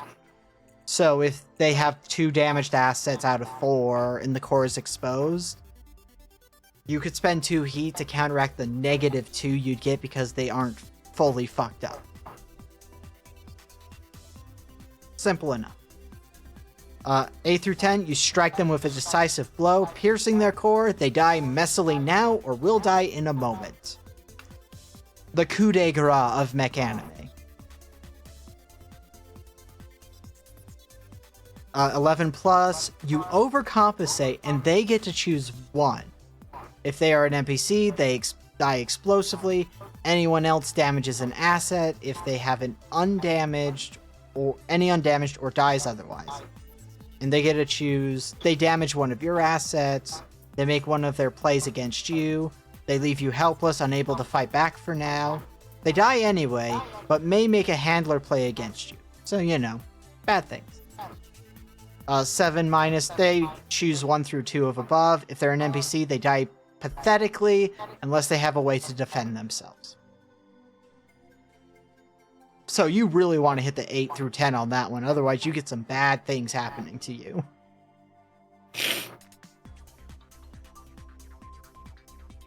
Oh gosh.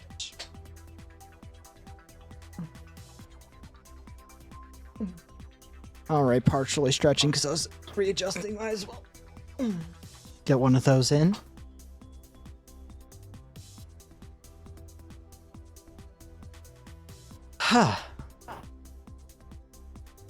So, oh, what was that?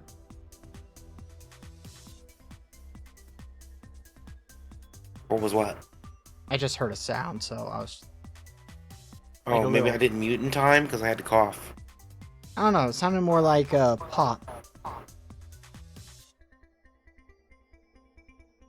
Anyway, so this is an overview of the girl playbooks. This is not all their moves and such. We'll get to that later. You have the princess, and their description is, you're a show dog. When the Foundation wants to settle unrest, give the public a boost of morale, you're who they trot out. You're pretty, reasonably competent, and don't have the more visible malfunctions of your sister. You're the perfect girl. And then they get the abilities objectively beautiful to a higher standard and show dog. You have new girl. Not technically, I'm reading these left to right instead of, well, I'm reading them left to right explicitly, then going down a line, then going down a line instead of going down, down, down. So that's why these are probably in a weird order. Don't worry about it. So, new girl. Not everyone has had a chance to prove themselves yet. Some girls are new, still worried about the same things they were worried about before they got shoved in a frame powerful enough to destroy a city, and sent to fight monsters that were even worse. They expect you to adapt or die. They have the moves Mentor, Trainee, and Experience. Vat-grown. You're an experiment created by Foundation technology as a custom-made pilot. You were born better, trained better, hurt better. That's what they said. And it's true, you're the best. It's your purpose to scream and fight and die for them. To be the perfect doll, never knowing a life beyond their grasp. You were made for this. Ava, spoilers, so just skip ahead like 10 seconds. Ray. You're Ray. Essentially. Anyway, core plays are just an experiment, prime investment, and unassuming doll. That was another one when I went, uh-oh. Uh-oh. Uh-oh, this is horny. You then have the Mockingbird, which is, you fell to the Gorgons, became a harpy, a corrupted girl. The Foundation took you back, ripped you out of void space with a cold hand, deprogrammed and reprogrammed you back into working order, purging what the Gorgons put in your head and body with scalpels and chemicals. You are human, and you tasted what it was to be a dream. Now you're less than either. And trust me, we're going to get to a mech that I think is probably the most girl as toxic Yuri option, because I feel like the handler gets the true toxic Yuri options. But they have Risk Factor, Call of the Void, Bad at Being a Person. Which again, I mean, they were corrupted into an Eldritch being and then uncorrupted, kind of. Casualty. I'm also bad at being a person. Yeah, that's also true. It's basically super autism.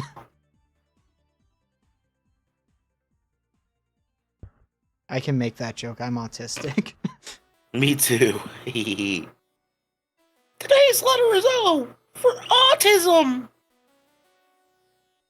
I keep sticking my tongue out, forgetting my model doesn't stick out a ton. Asterix licks chat. Asterix. I think chat would like that too much. Yeah, especially airport. No, airport would want to be made to lick something instead. Airport is such a degradation, humiliation girly. Instead of watching stream, well, no, you should be watching stream. Watch Mana. But after stream, airport should get in the kitchen and also prepare dinner. That's her place. Yes. It's okay. She's into that. See, I don't feed these fantasies for airport often. I don't say things like that. But when I do, Yeah. airport goes feral in chat. I'm gonna have some carnitas tacos later. I lost tracking for a second. That was weird. Anyway, casualty. You were the best of the best until you died, or might as well have died. They had to rebuild you from almost nothing, a courtesy any other girl might not have been given. They called it a second chance to prove your worth. Even in death, you can't escape the Foundation. Core plays. Barely a Girl, Can't Die Right, and Wounded God.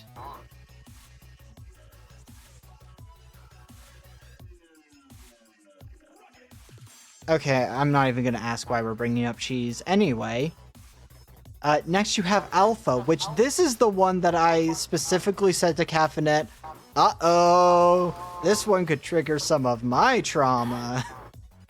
Oh no. Or no, I said specifically sexual trauma, which is even worse. Oh no. But it's, you're a brute, a monster, a girl who wields fear to keep others in line. They gave you steroids, sharper teeth, implanted you with extra adrenal glands to keep you angry, and turned off your pain receptors. Nobody can stand up to you. You're a wild animal. We haven't gotten to the specific mechanic, but, their specific mechanic, oh boy. But they get the abilities Nothing More Than a Hound, Itching for a Fight, and Brutalize.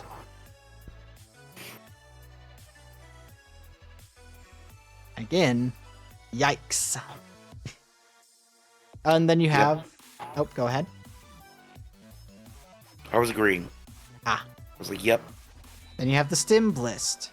It's common for girls to break under the stress of being a pilot, but sometimes it can't be spared. Sometimes they force drugs down its throat and put it back in the cockpit. Eventually, it becomes more economical to load the girl or its frames up with a drug dispenser, so that it can be blissed out and focused when the fight comes. You are disposable. You have Disposable Psyche, Dose Up, malleable me, malleable you. They are a drug junkie, essentially. And it is how you play probably the most problematic of the girls without being actively cruel to other characters. At least mechanically speaking. And then we have old gen. Generations of girls are measured shorter than those of legal humans. Depending on death statistics, the oldest usually last a maximum of 5 to 8 years. You're of an older generation than the other girls. Lucky or just that good. Ugh. This isn't your first cadre, but it's likely to be your last. But you get elder bitch, just the way it is, old dog, new pups. They are probably the most mommy-coded of the girls when it comes down to their playbooks. Do one. Oh, and then we can go into more details on all of these.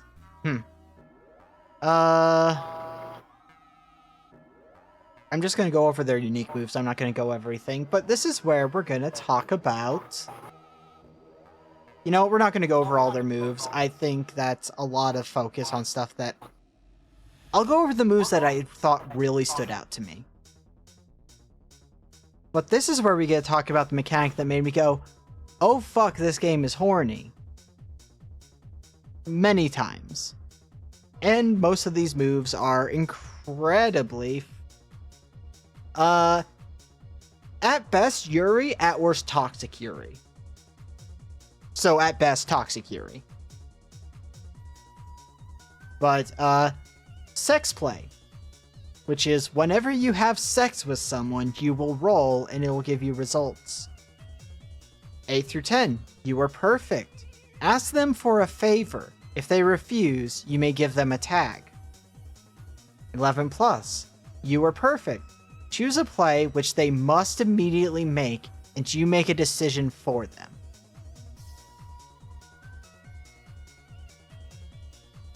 Or 7 plus, you didn't live up to your image. They give you a tag and weaken your bond.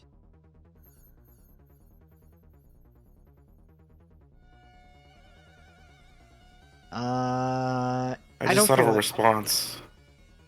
I don't know what to put. I don't think any of their moves are really worth discussing. On Twitch? On Twitch, just because they're not strong enough for me to think that they matter for discussion. Because they didn't really grip me when I was reading through them. They made me go, oh fuck, that's awful. I wouldn't want to be the princess, actually. That sounds like an awful one. I do think they are one who gets to refer to themselves as other pronouns than it's automatically, but I can't remember for sure. But it makes most sense for them because they are like the poster child. So we have the Mockingbird next, who is the weird once a heartbeat. Which...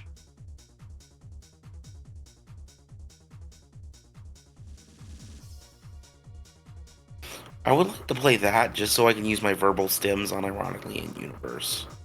Mockingbird would be a good one because we'll get to being bad at a person after their sex play.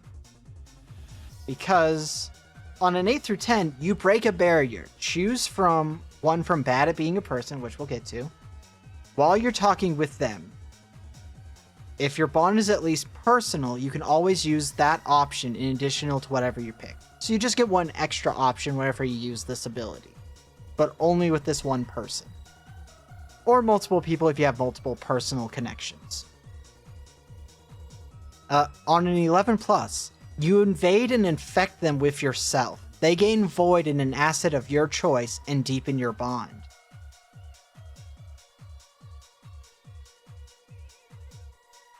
Yeah, no.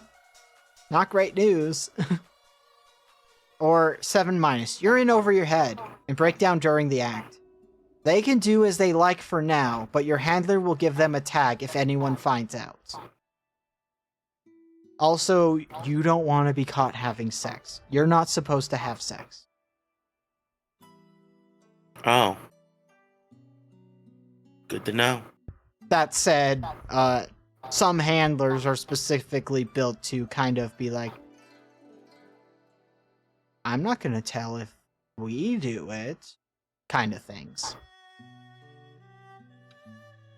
But anyway, bad at being a person specifically is what you roll when you are trying to hold a conversation. So you'll spend heat, roll, same as always. And you cannot explain what you mean out of character. Oh. So you have to just go off of your in-character discussion. You can't clarify later unless it's like a few sessions down the line where the consequences have already been paid and you can't really change them. So if you roll an 8 through 10, you get to pick 3 of these. You can use human words, normal sentence structure, fluid body language, correct facial expressions, polite eye contact, or deception. That's right, you need a roll in order to be able to use deception as a mockingbird.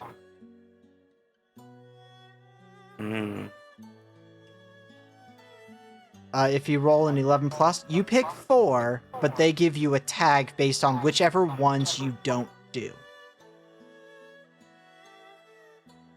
So yeah. And 7 minus, you pick 2 or abandon the conversation immediately.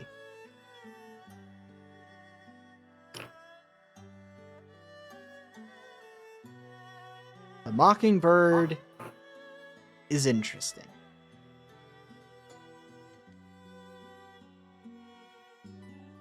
Okay, let's talk about the new girl. And this one we actually have to discuss most of their stuff.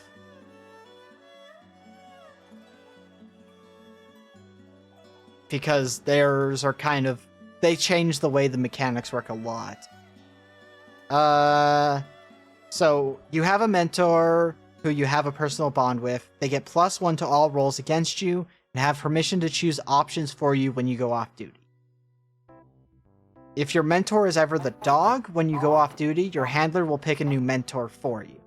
So essentially, one of the other players is your mentor. And that's just kind of the way it is. Senpai! Then you have trainee, which status, everyone in your cadre counts as being of a higher status to you for the purpose of giving orders. So even if the dog gives you an order as a new girl, you have to follow that order. Yippee! Unless you use disobey orders, but that's, again, how that works. Bonds. You cannot reject tags given to you by people you have a personal or intense bond with. Because usually you can say, no, I'm not taking that. But if they are personal or intense to you, bitch, that's your tag now. And name, you still have a girl name, you are not allowed to use it. Everybody in the game has a girl name, but you are referred to by your call sign, essentially, is what that means. And you can get punished if you're caught using girl names instead of your call sign.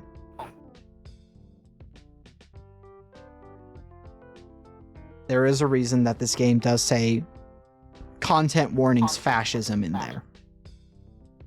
Just keep that in mind. Then you have experience, which is whenever another girl in your cadre faces punishment, you gain experience. Experience is a measure of how much the Foundation believes you have learned from your cadre's mistake. You can spend 3 experience to take one of the following advancements. You have raise your status, take a new frame play, which is complicated and we'll worry about that. If I ever run it, we'll worry about it then. You can swap mentor for a rule from a... So essentially you get rid of the mentor rule and you take a different playbook rule in its place. And then you can swap trainee for a rule from another girl playbook. So again, you just get rid of trainee, take a new thing. And then you can swap your sex play for a rule from another girl's playbook. And then you can swap experience for a rule from another girl playbook. So you can do that twice, is essentially what that means. Because once you mark it, you can't do it again. And I think there was like a very specific rule associated with how if you take certain ones before other ones, but it doesn't have it here on the playbook, so I don't think that matters. But anyway, now that we've explained that, let's talk about the sex play. Which is, when you have sex with someone, ask them what they teach you, you gain experience, and if they want, they can give you a tag.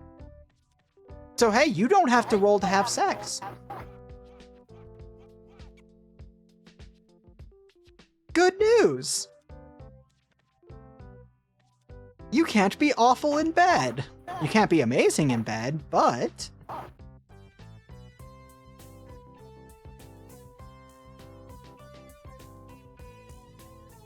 So, the Stim Bliss. This is our druggy character. So, before we can read the sex play ability, we need to read their dose up ability. So, when you dose yourself with a combat cocktail, spend heat and roll. Each component of a cocktail counts as a tag. You make mark one of your own tags given by this play. So, A through 10, you pick 2. A stimulant heightens reaction time and sensitivity. A stimulant that speeds up your heart and pumps you full of energy. A depressant that slows your brain and blocks out fear. A depressant that takes away all pain and leaves you blissed out. A psychedelic that makes you pliable and honest. A psychedelic that changes the way you see and hear. Or, on 11+, you pick 2 to dose yourself with, and your handler will pick 1.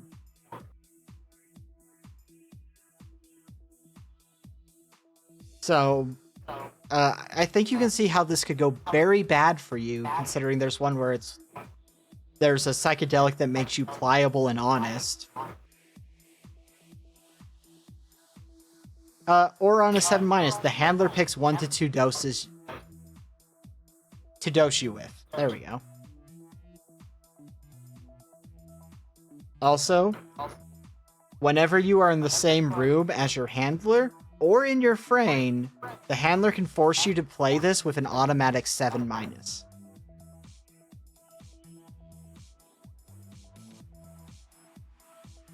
So at any time you're with your handler, they can make you have to tell the full truth and can't lie.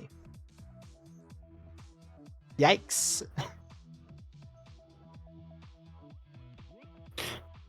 Reminds me of that manga panel where it's like, well, Nico really, really loves drugs. Yep.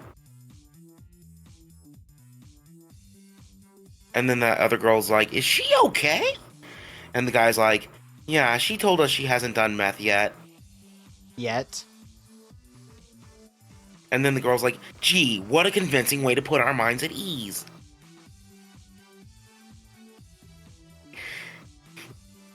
Yikes. Also, remember, chat. Sorry. If you're close enough to find someone else's bane, you can make this play, but dose them with a cocktail instead of yourself. If you do on a 7, they may punish you instead of being dosed. So you still roll, but if you roll a 7-, they might punish you instead of you actually getting to use this ability. Well, if Caffeinet finds the manga page and shares it in the Discord somewhere, have at it, Airport. I'm gonna look for it now. Anyway, so now that we've done that and we can talk about sex play, it's when you have sex with someone, you dose up and give them a cocktail as well. It can be the same or different. At any time during sex, you can give them a tag. So there you go.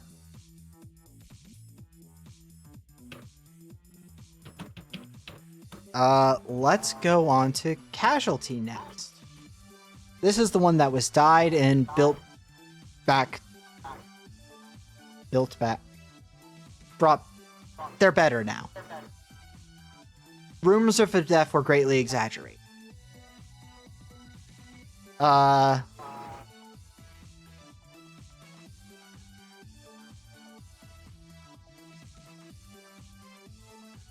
trying. Basically, you divide your body into pieces with this character, and you can break them at any given time for different abilities. I don't want to read through it all. But if certain ones are destroyed, you die. Well, if one is destroyed, your brain is destroyed, then you die. But anyway, the sex play for them... Oh, you okay? Yeah, just sick. But yeah, when you have sex with someone, you roll 8 through 10, you can't feel anything. But you do your best anyways. Ask if they notice. Each of you can unmark an identity. So, you know, that's a good one to use if people have marked identities. You can't control yourself. Each of you gains 3 to 4 heat. Again, I hate that it's a range.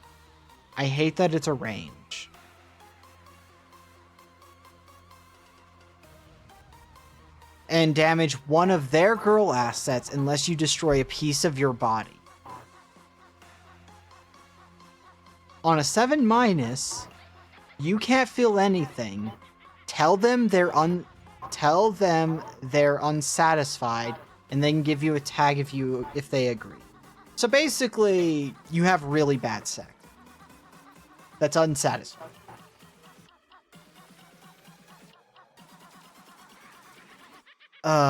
Old Gen. We'll read Elder Bitch because it's short.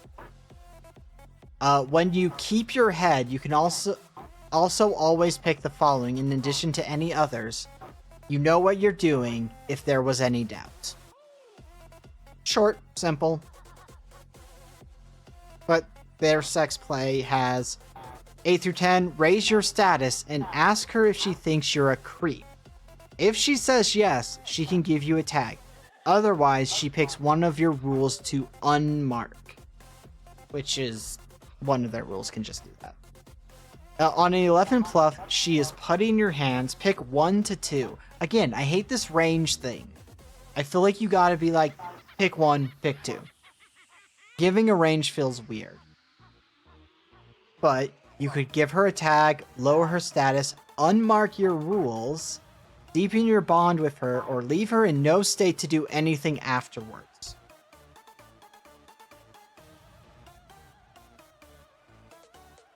So another word, Airport's dream scenario. I'm curious about the cheese. On a 7-, she gives you a new experience. She can rewrite one of your rules. I feel like that's a lot of...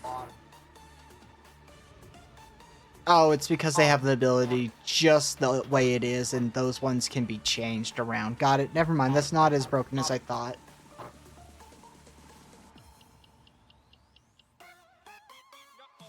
Thank you, Airport, for the get well soon.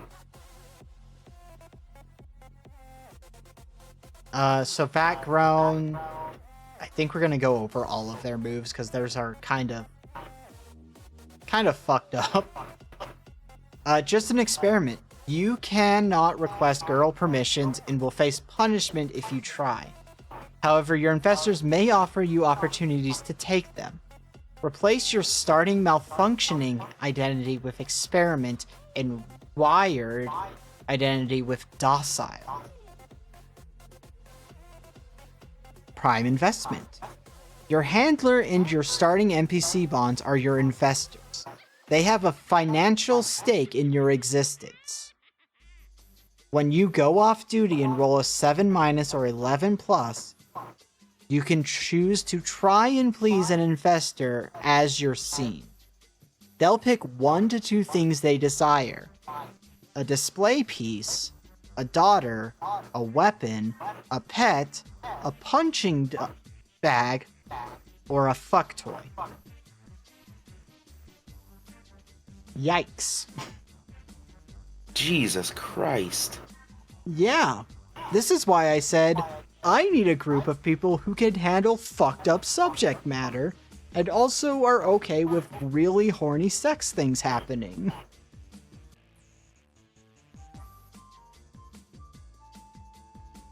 If Well, they here's the judge, thing about Caffeinet. Caffeinet is a soft, vanilla, true love, cuddly bitch in the real life, but like in my fantasy world, I am a free use, own a whole like commodity.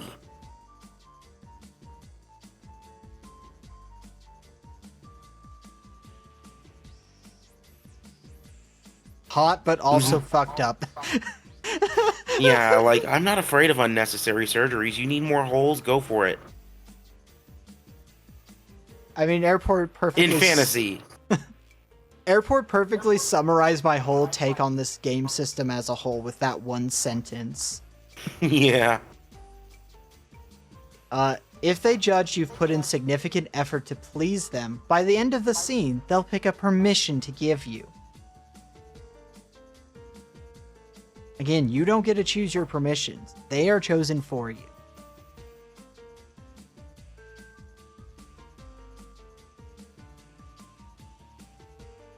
I could just imagine like one of the girls being like, "Hey, if I go down on you, could I get the Wi-Fi password?"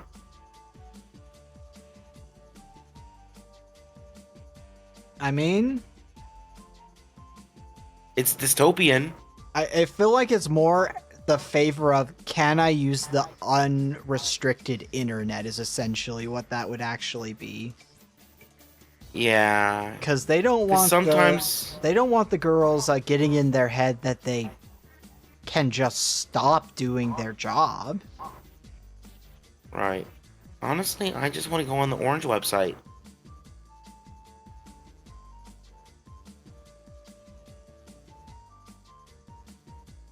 Yeah, that is something that could happen though, 100%. Yeah.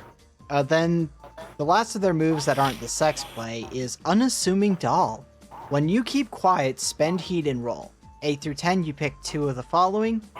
I'm quiet or still enough to avoid any notice until I act. I can easily leave without being confronted or stopped. Someone will answer a question I ask, or if I have no questions, they'll offer me a secret. You know, pretty good ability, all things considered.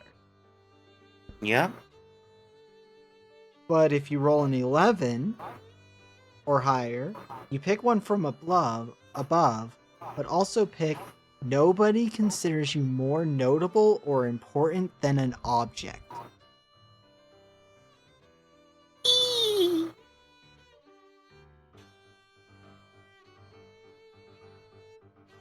The way I think of it, the way for this character to like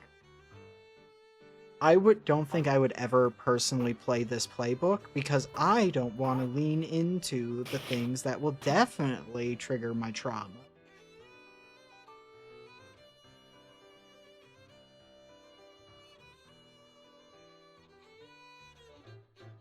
But we're not going to dive into that because we are on Twitch. Ha. Ha ha ha. Ha. Anyway. On a 7 minus, you've attracted their attention. They can punish you or give you a tag. You can pick one when they're done.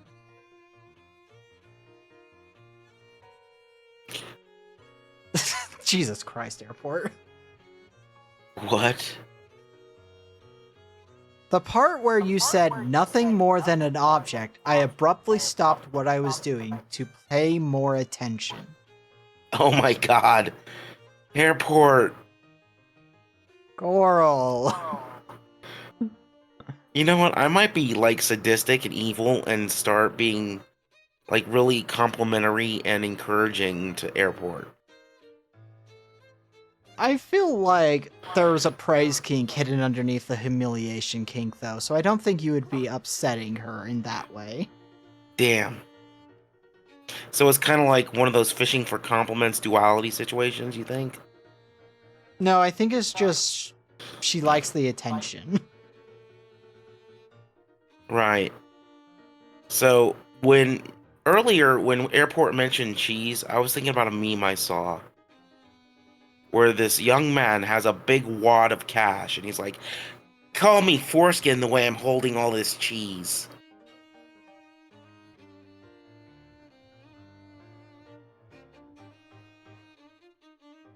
I'm so glad I can make a disgust face with my model, because ew.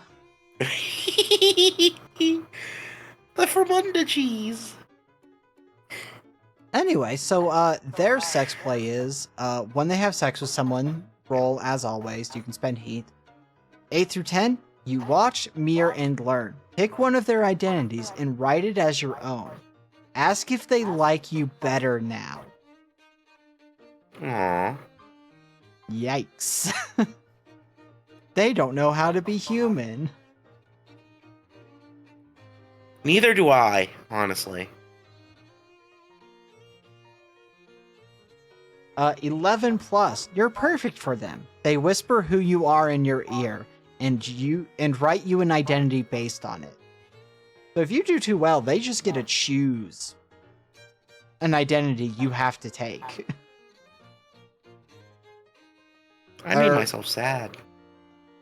Yeah, the fucking Vatgrown is probably one of the saddest characters to play. No, but my not being able to be human thing, I relate too much to that. It's not good. Let's see. 7 minus. They bring some semblance of true feeling from your stiff body. They can ask you any question which you must answer honestly. They can punish you if they don't like the answer.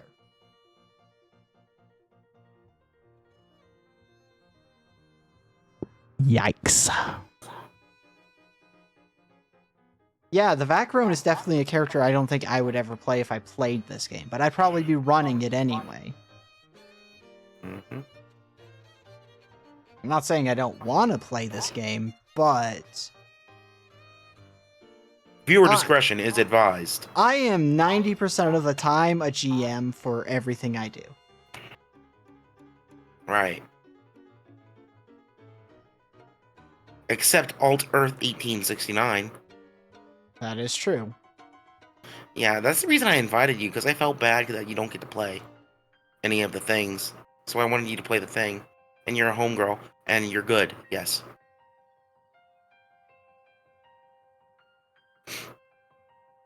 Hey, Airport, you can make connections as much as you want. I cannot answer them on Twitch without risking getting a strike. On a happier note, tacos. Also, there are things I don't worry about or deal with anymore. I've moved past, so it's not really a big issue. Asterix, hugs, mana, Asterix. It's gonna be okay. Okay, so we're going to talk about the alpha, and we have to go over the whole fucking alpha playbook, I think. So, first thing that happens is you will choose one of the girls in the party who you have a personal bond with, everyone else is cadre. That's just for every playbook. But you then have to answer one of these questions, or both of them, but I don't think both of them work. One of them for the alpha is, we beat the absolute shit out of each other once. And this is like describing your bond with them. Or, you've crawled into my bunk in the middle of the night. Which is toxic as fuck, considering what we will learn as we go down the alpha's abilities. And then you also have a bond with 1 to 2 of the following NPCs. The guard with the fucked up taser... No, wait, sorry, I read that wrong. The guard with that fucking taser. A loser from high school, now an officer. A terrified civilian. Someone who didn't deserve to lose those fingers.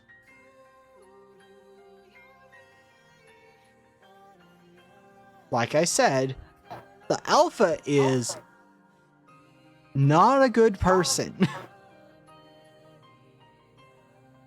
Or they could be a good person, but they have so much fucked up going on that they aren't a good person 90% of the time.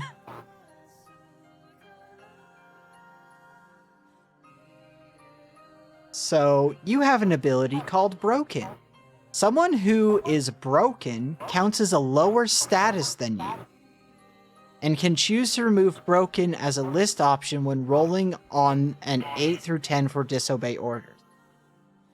You can break somebody, and we'll get into that with Brutalize.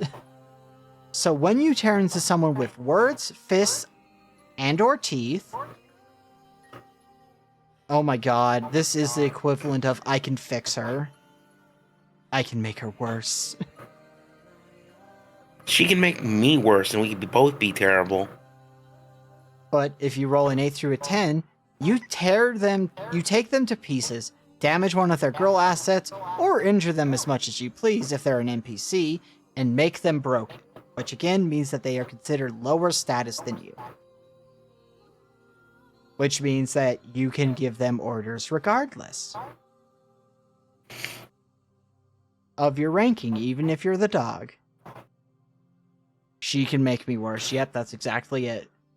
11 plus. You rip them apart clumsily and thoughtlessly. If they're a girl, damage one of their girl assets, and they're helpless against whatever you do next. If they're an NPC, you kill them.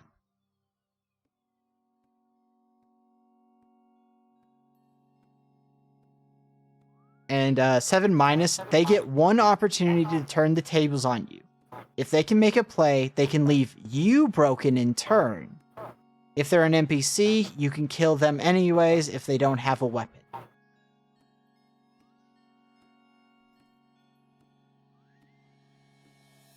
Pretty self-explanatory. Yep. Nothing more than a hound. When you're the dog, you can mark your status, if it is unmarked, to shift your roll +1, -1. So that's just giving you a +1 or -1. Say you rolled an 11, you wanted a 10, you could use this. Erase the mark when you're no longer the dog or you're punished. So in other words, you can only use it once until you've been punished or you stop being the dog. And itching for a fight. When you keep your head, you're always vicious enough in addition to other choices. Or your other choices.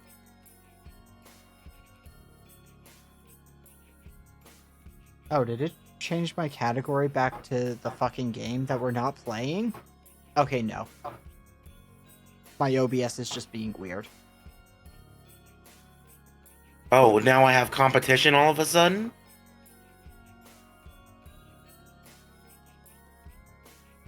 Yes, but it's a computer program that just fucked up in one way, so I think you're gonna win. Victory! Yeah, I checked through the browser because that's how I can check. Anyway, there's sex play and why I went, uh-oh, this could very much trigger a trauma response. But 8 through 10. Describe how much stronger and more forceful you are than them. Deepen your bond and they become broken. As long as they're broken from this play, you can find them by following their smell. Uh-oh. 11 plus. As in 8 through 10, but you're too rough with them. Damage one of their girl assets. If they're an NPC, ask your handler if you kill them. Uh-oh. Or on a 7 minus, you fall asleep afterwards, sweaty and tired. They can take the opportunity to take something from you, make a play, or punish you without fear of reprisal. Which honestly, if you're playing an alpha as the rules intend for you to play an alpha, you probably deserve it a bit.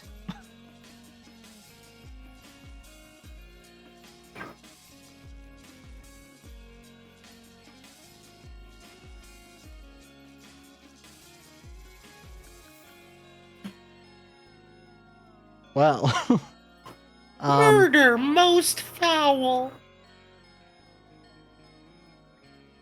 there's a very real chance that if I ever play this game as a girl instead of a handler, I would play the alpha, though. Yeah, I was kind of thinking there were some parallels between that and Violet? Yes. Yeah, if Violet were in this universe, she would 100% be an alpha. I'm beginning to think you're into murder or snuff, kind of a little bit in fiction. Not really. I just like Oh, the it's just a borderline evil characters. border. Fair, fair. But so far, Violet hasn't done anything that is, like, unabashedly evil that can't be justified through, like, morality reasons of, like, well, the person they did it to kind of deserved it. Yeah, they were kind of a creepy, rapey weirdo. Yeah. Like, so far, Violet hasn't had to resort to unjustified killings. I mean, fair. No, snuff is just media of people dying, but not media actual people dying. Or perceived real people dying, I guess, because there are... No, I was right my first time. Snuff is actual murder or debauched crimes being recorded and you wanting to watch it. There's no justification. You can't use snuff to suddenly be like, well, actually, in this case, it's different. It's like, no. No. Yeah, that's kind of fucked up that exists. Yeah. But I was referring to, like, manga and doujinshi and stuff. Yeah, which is, fictional, but it's very intense. I'm not a fan. No. That's putting it lightly. No. See, I like horror movies, but I don't like the Jaws, or not the Jaws, the fucking Saw, Hostel style horror movies. Or Green Inferno. Basically anything directed by fucking what's his name. Oh, no, not Green Inferno. I always forget his fucking name. I do like Rob Zombie, though, because Rob Zombie is actually just a horror nerd who has a big love for Italian horror movies, which are kind of brushing up on my limits of what I want in horror, though, so still not a huge fan. I didn't care for House of a Thousand Corpses. Objectively, Yeah, exactly. It's good horror, but I'm a little bitch. No, I'm a little pussy bitch. I think the horror relies too much on the gore effects. See, that's another thing. I don't like viscera. I just think gore effects, if you are exclusively relying on them to sell your movie, it's a bad movie. Mm-hmm. That It was a said, shame when Friday that the stand-up 13th comedian is guy one of my turned out to all-time... be evil.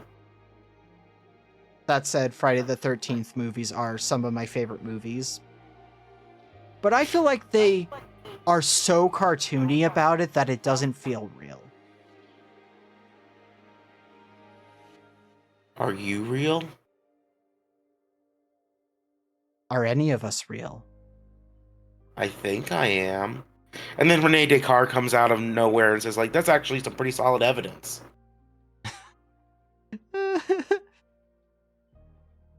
That's exactly it, Airport.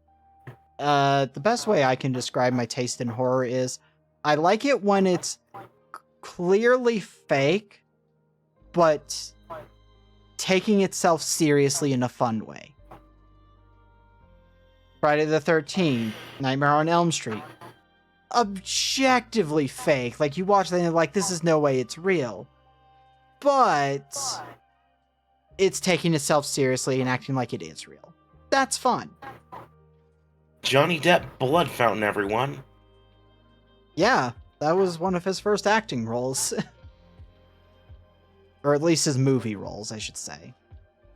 Well, no. It was probably one of his first roles in general because he was trying to be a musician before that.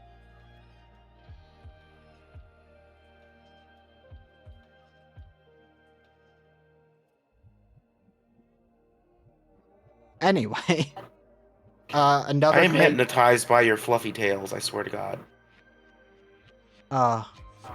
I. So at some point, I think January 20th is when this creator said it was. Eldrick Darling, I think they are on Blue Sky. Let me open. I like the post because they are going to be getting a one of those plushies that a lot of YouTubers get through like one of those sites. I forget what it won. But oh, it's a U2's. Okay, it's one of those. Here, let me just. I'll share the post in chat for people who want to see. But they'll drop on the 20th of January. But they look kind of like how I'd want to construct the eventual me making little plushies. So I'll probably get one partially just because I think it's cute. But the other part so I could be like, okay, so how would I make this? Because again, at some point I want to have like made to order plushies on my Ko-fi. That'd be cute. But yeah. Anyway. Well, there'll probably be two very specific ones made, but I can't talk about one because I'm not going to spoil something I'm working on stream. It has been spoiled in Discord if you pay enough attention, though. Wink, wink, nudge, nudge, check out my Discord. Alright, Jazz, I'm giving you a few seconds to do the command. I would buy a mana plushie. Alright, Jazz No is cap. not active. So, I might as well do all of the fucking commands since I'm here. Yippee! Is that how social is spelled? Have I just misspelled social this whole time? Yep.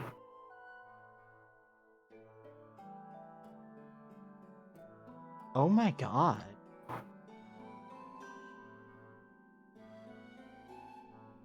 No, that's how it's spelled. Okay. That's how it's spelled. Oh, okay. Just looked wrong.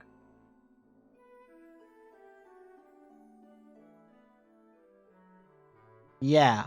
Yeah, we have a VOD channel, we have a Ko-fi, and there are commissions on my Ko-fi. Yes.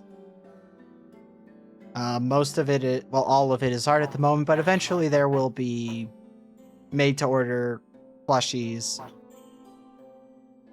Yes. And there might even be a section I make that's like custom plushie, and there'll probably be more than like one of the ones I already have patterns for. Yes. Which I can imagine a few people will be like, I want a plushie of my VTuber, please. I imagine that will be a thing that actually would happen. Caffeinette plushie potentially in the future? That is true. I don't think I don't think that one would end up on the store permanently unless we made like some kind of contract or that, because it's your character, not mine, and all that shit. Alright, I would just commission the one so it would be one of a kind, and I would get a mana plushie, and I would make them friends. They would be. I'd make them kiss. No, all of the homo.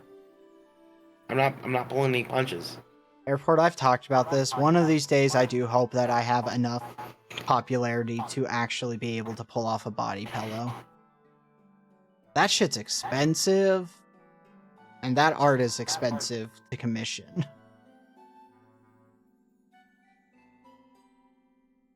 So, like, there would have to be at least enough people who would buy it where I could at least cover the cost of just getting that stuff done. Yeah. That's how all merch I want to do is going to be. Yippee! Is it would have to be something that would at least cover the cost. Mm-hmm. Because, you know. Sorry, I just banged my microphone. Oh no, I'm not ready to be a mother. Like, I have made a very small fraction of money off of all the things I have commissioned that are related to my VTubing. A very small percentage, because I have had Excuse me. one singular payout in all of my time on as an affiliate. Okay, well now I gotta check my... Great minds think alike. Analytics?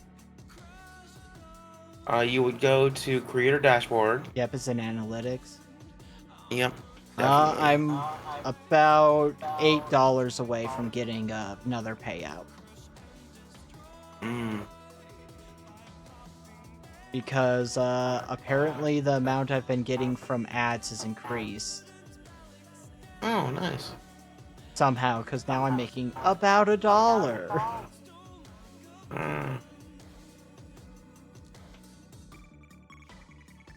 Which I'm wondering if it's a time of year thing where there's more ads money being pumped into Twitch and that's why I'm getting more. I'm not sure.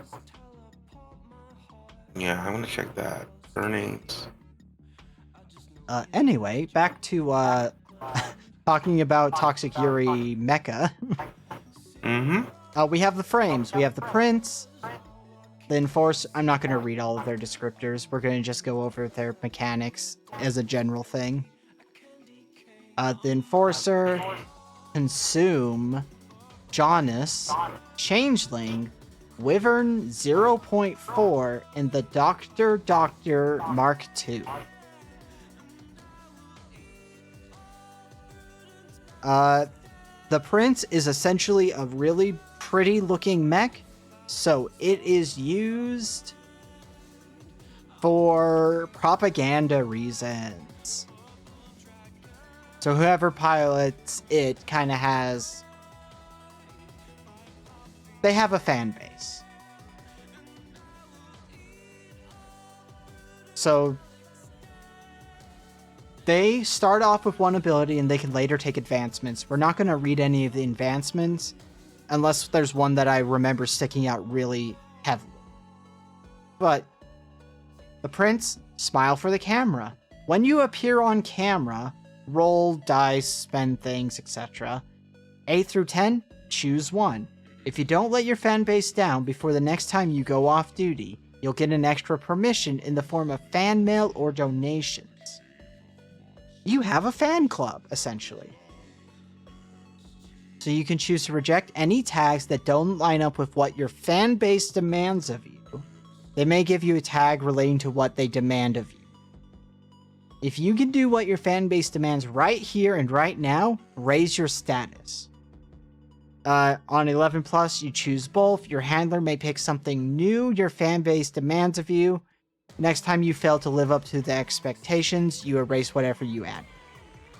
And on a 7 minus, the handler gets to choose for you. I almost said Chandler, like Chandler Bing. Fuck that guy. He's dead. Well, I'm talking about a fictional character, not Matthew Perry, so... Oh, okay. You know, it turns out the game was rigged from the start. Although...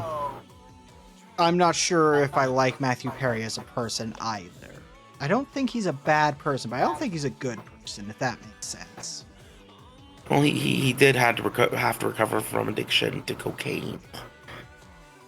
And That you know is how true. addiction goes. It turns you into some a fragment of yourself. You're not fucking talking about Chris Chan. My favorite quote from the fictional character is, "I will adopt a bunch of snakes, call them my babies, and become the crazy snake man." something like that. Run away from Crazy Snake Man, they will shout. I mean, the fact that Matthew Perry was a fucking video game nerd is pretty cool. The fact that he was so addicted to Fallout 3 that he gave himself like medical issues in his hand, and that story reached Obsidian, and they made him play Benny, one of the main villains of Fallout New Vegas. Really cool story. Yes. My water's I'm a out, so fragment of feeling myself it. because of my caffeine addiction. See, that's why I'm glad I've gotten off of caffeine like 2 years ago. As surely as an ebon sun will rise anon over the rebuilt Tower of Babel, I will always yield to my obsidian succubus's siren song of madness. Most of my time as a streamer, I have been off of caffeine. I might just graduate to Colombian nose candy. Speaking of nose candy, when I was 3, I took one of those dinosaur bone candies and stuck them in my nose. And my mom had to get the tweezers. It was traumatic. That's honestly the most child thing I can imagine, and it makes perfect sense. Yeah. Because I had heard about nose candy, and I figured, why not give it a try? And then it was like a dinosaur bone candy in my nose. Makes me think of the time I got a piece of a crayon stuck in my nose, and then I sneezed it out, and it was really gross. Simpsons bro did it. Or the time I was eating a Starburst, and one of my baby teeth came out in it, and it really fucking hurt. Ow. I remember this one time when I was like a little kid. I wouldn't eat canned corn because in my child brain I assumed it was recycled from poo. And I was freaking out over having to eat canned corn. And my parents didn't understand, and I couldn't articulate because I thought they knew or believed that it was recycled from poo and they were just being cheap. I would eat corn on the cob because in my mind, if it's on the cob, it's not recycled from human feces. Do you know how to do the command to run ads? Because I need to do it bathroom. Same, honestly. I don't. I don't know. Ads, command, Twitch, Google search. Commercial. Okay, I'm gonna BRB. How many seconds in 3 minutes? Commercial 180.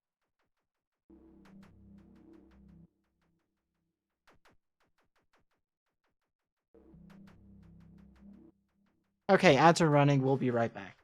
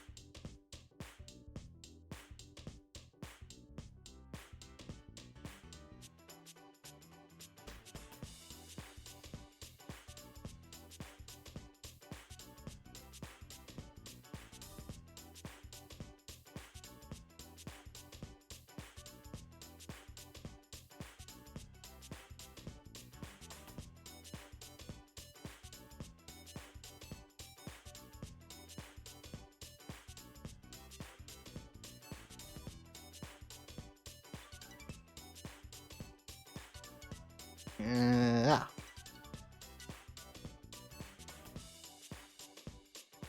Looks like there's less than a minute left on ads, but hey, I have returned from my need to pee without needing to pee anymore. Which, you know, kind of ideal when you go to the bathroom. I need to check something on my phone real quick before we continue on with the consume.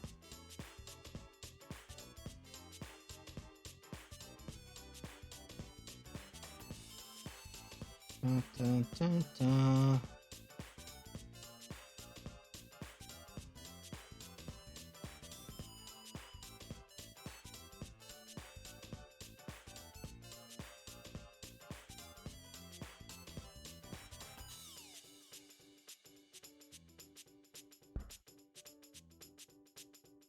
Okay, so moving on to the consume frame.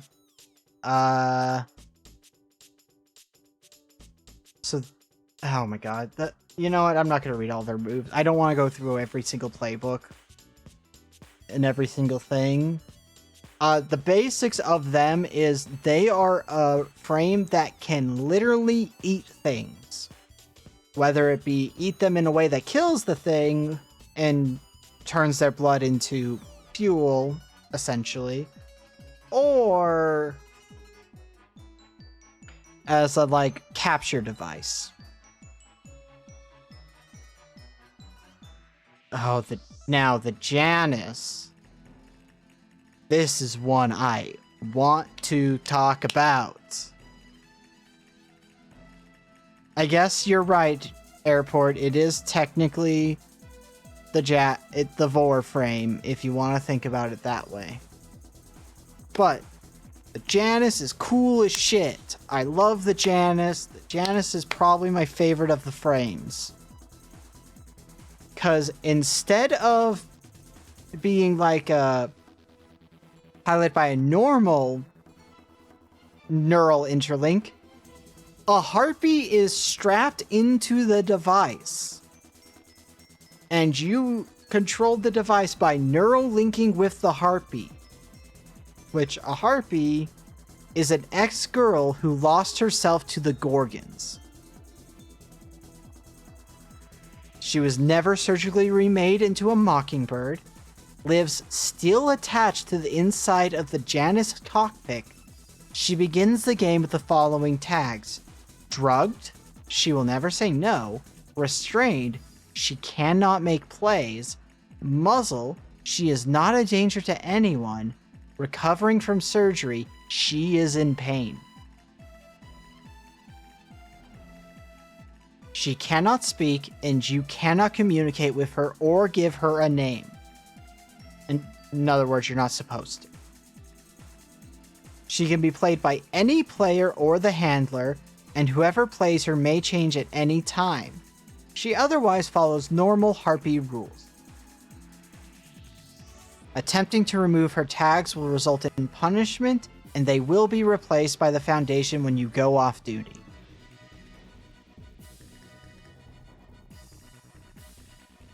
This is the mech for toxic Yuri enjoyers, where they want to have the toxic Yuri between them and their mech. I think if I were to play this game, I'd be an Alpha Janus build, because that seems like a volatile combination.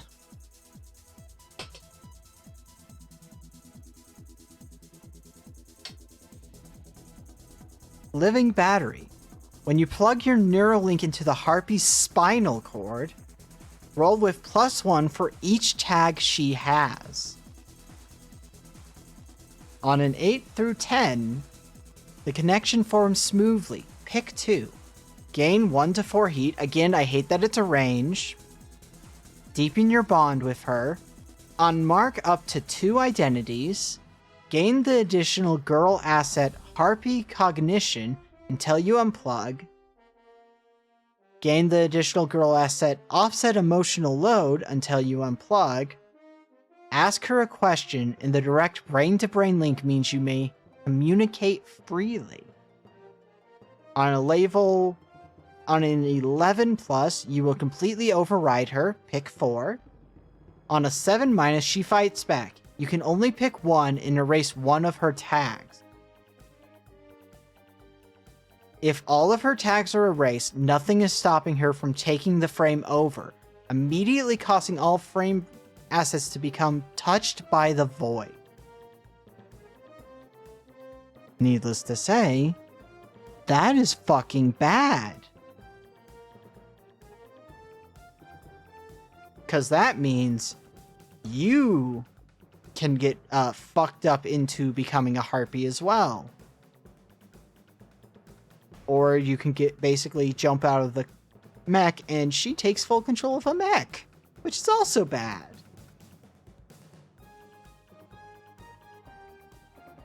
And we have to go over all of the Janus, because the Janus is my favorite of these.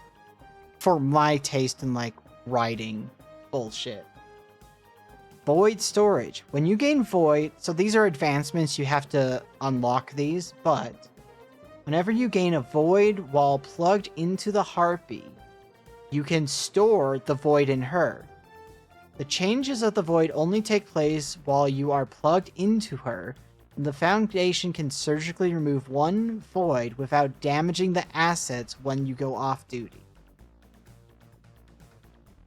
Universal plug. You can use anyone as a living battery, not just the harpy. If you do, on an 8+, you may give them a tag. That's right, you can neural link with other people. A girl is kinda like a pet.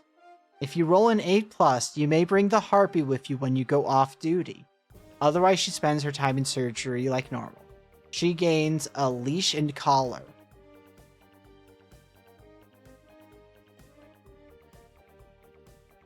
Like I said, this mixed with the alpha is some top tier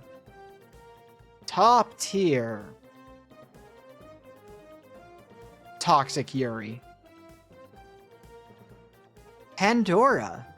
When you go off duty, your frame becomes inseminated if it wasn't already. Keep in mind, this is a very fleshy mech that's barely any mechanics.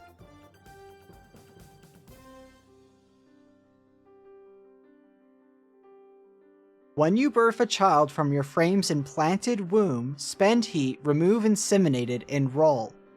8 through 10, your child is an obedient and vicious. Your handler will write it as a Class 0 Gorgon of any type, and with 2 assets. 11+, they are willful, though it will not harm you. Your handler will write it as a Class 1 or 3 Gorgon of any type with 3 assets. On a 7-, the child can understand what you want and sits pitifully where it was born. Your handler will write it as a Class 2 Gorgon of any type and with 1 asset. I think that was the most fucked up of the advancement options when I read this. Or obedience training. You are authorized to punish the harpy as you wish, although you are not authorized to kill her. You may remove her tags at any point, but will face punishment still if you free her. So you must ensure any tags you give her will keep her under control. Toxic Yuri potential is so high with these advancement options. Oh my god.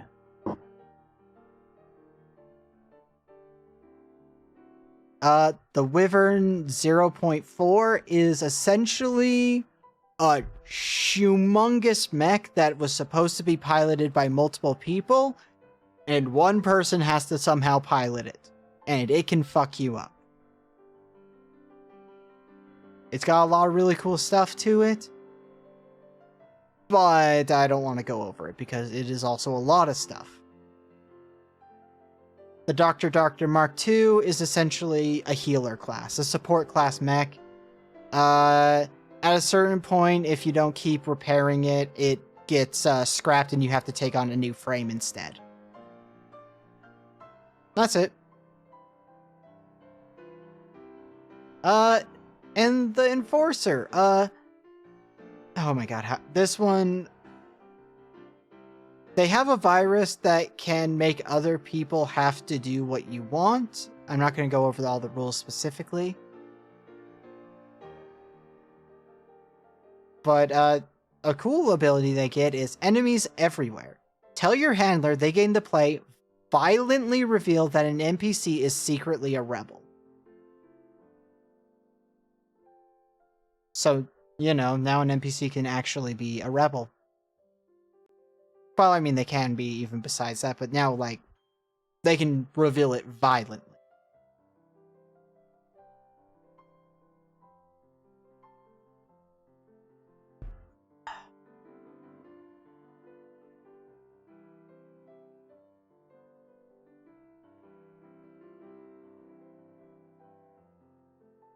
But you gain Obedience Initiative. Your job is to enforce your handler's rules. So long as you are not the dog, you gain the following benefits. You are considered trusted by the Foundation when it comes to determining truth. At the end of a mission, if you have reported a girl attempting to disobey orders or captured a rebel, you gain permission. You can always volunteer to carry out punishments.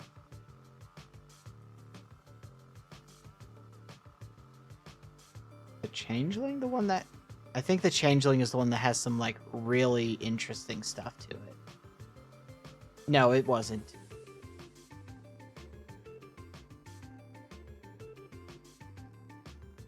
I just want to read the Enforcer also has an ability called Master's Dog.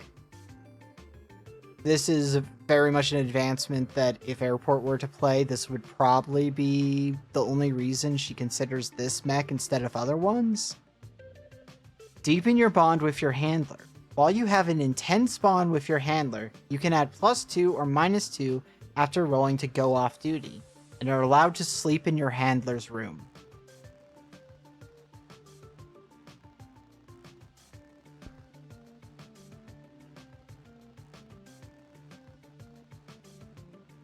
So you have the Changeling. Yeah. Yeah, it's almost like I fucking understand one of my regular viewers really well. Changeling, they've got some really interesting things they can do. They have, like, mind link abilities that are really interesting, but also terrifying. Again, don't want to read it because I really want to get to the handler playbooks. So we're getting to the handler playbooks. We're going to go over each of them because they are all toxic Yuri, fuel like no other. Let's go. Although we will skip one part of the scientist because it is complicated and it reveals too much of how the keeper plays, or the handler plays the game, or runs the game. You have the mistress. Girls aren't too bad. Most handlers are cruel, but you prefer the gentler approach. They're so starved for praise, for affection, for love. They get just a taste. They'll do anything for you. And they're kind of cute, aren't they? When they think you're the only one who cares about them. You can give them what they want, so long as they put in the effort to earn it. Yikes.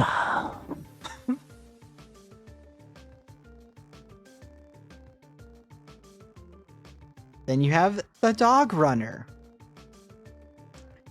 Legally speaking, the process of using a link and plugging yourself into a vital frame makes pilots no longer human. No. That's Toxic Yuri. This is Toxic Yuri. Into a vital frame makes pilots no longer human. Obviously, someone has undergone the necessary surgeries and capable of melding their brain with a 10-meter tall hybrid of Unreal machinery has something different about them. Everyone else treats them as subhuman. Anyways, you're just being honest. Yikes. Scientists. The girls don't matter. They're a small picture, interchangeable and expendable, not even truly human. What matters is the work, the war, the frames. They're just tools and not ones you need to pay attention to. You have your lab and you have your assistant. You barely need to interact with the girls at all. Just set them root loose and request new ones if they die. You're going to win this war by any means necessary. Then you have the frantic, which is probably the most girl failure of the options. In fact, it is the most girl failure of all the options for handlers. It's all too much. You aren't ready to be a girl or to be a handler. Aren't ready to have your girls die. Aren't ready to hold the fate of millions in your hands. You're underfunded, underprepared, and have half as much staff as you need. These girls had better lock the fuck in, because otherwise, you're all dead.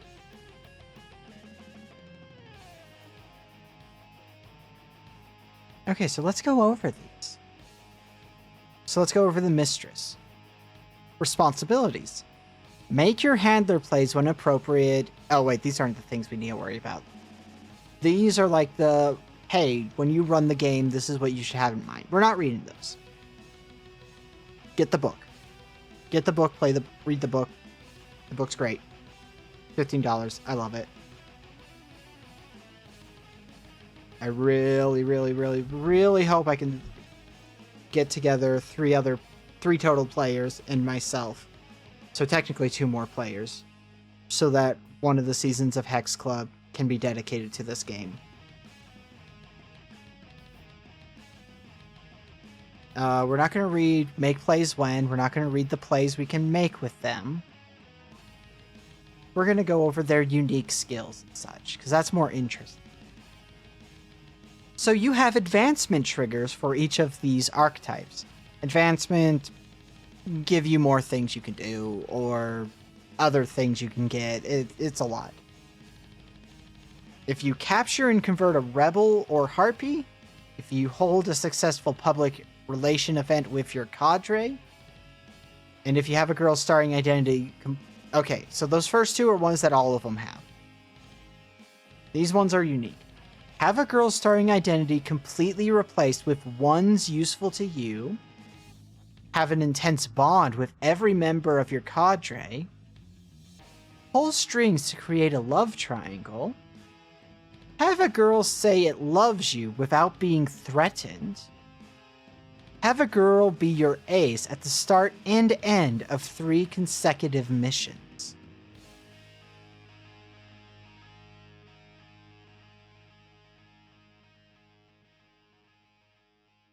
So their ability is catch more flies with honey. When a girl receives orders and chooses to obey without hesitation or lip, I may pick 1 or 2 rewards to give out. Praise it or give it sympathy. Give it a pet name and optionally a matching tag. Raise its status. Offer it sex or physical affection with you or with someone else. If it accepts, deepen your bond with it. Offer it medical care. The offer of one of the above if it just do one more thing for you. The offer of a permission if it continues its good behavior. You can reject your reward if it wishes, and you can punish it for that rejection, or simply smile and nod. Insidious conditioning. When a girl has an intense bond with you, you can adjust any roll it makes to disobey orders by -2. And then there's sex play. When you have sex with a girl, ask it for a favor. If it accepts, it is promoted to the ace. If it fails to complete the favor, it is demoted to the dog. Yikes. Admittedly, the mistress is definitely toxic Yuri as much. I just think that the dog runner is even more toxic Yuri. So their unique advancement trigger. Have a girl's starting identities completely replaced with ones useful to you. Oh, that one's also on all of them. Got it. Have all girls except your ace be dogs. Fail a mission and blame it on someone else. Have a... To super duper toxic. Exactly. Fail a mission and blame it on someone else. Have a girl try to kill you and survive the attempt. Punish a girl bad enough that it begs you to stop, and then keep going. This is something the game wants you to do to level up.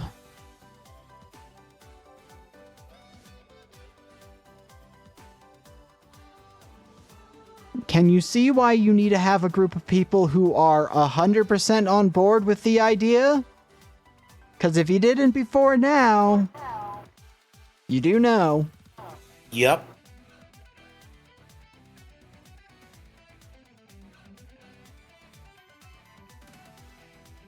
It's not surprising, but yeah. Again, it's things like that that make me go, I really need to find people who are on board with the idea of this campaign. And also okay with being like recorded as a part of a podcast. Because I feel like if I were just trying to make the game, I could probably get a group together, no problem. But the podcast recording specific aspect of it makes it a lot harder. Speaking of hard. Nipples. I was thinking gawk, but okay. No, it's winter, so like I am experiencing that in general because it's cold. Oh, so they can like cut glass? Metaphorically speaking? Metaphorically speaking. They're also like, again, as a trans woman who's on estrogen, God, they're fucking sensitive and it sucks. It's not fun to have super sensitive nipples because you bump them into anything on accident or brush them on accident and it fucking hurts.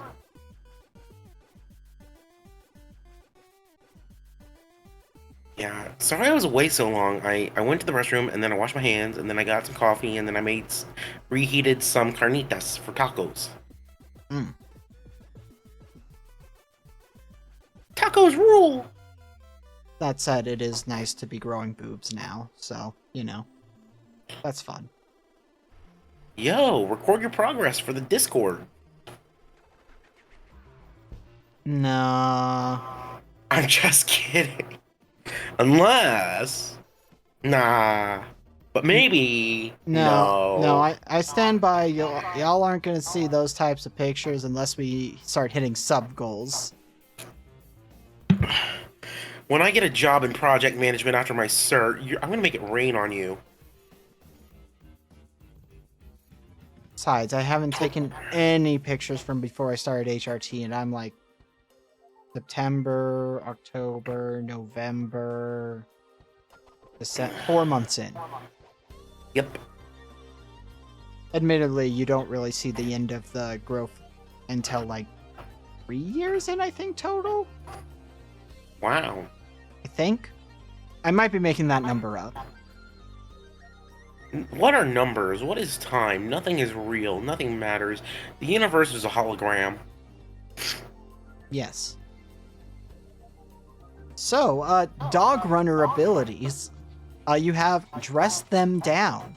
When you're going to punish them or want to, you can instead pick one of three or 1 to 3. God, I fucking hate the range.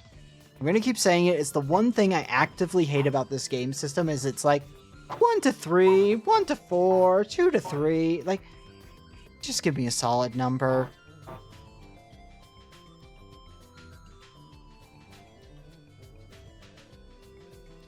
Anyway.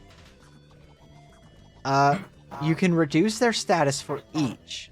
If this makes them the dog, give them a tag.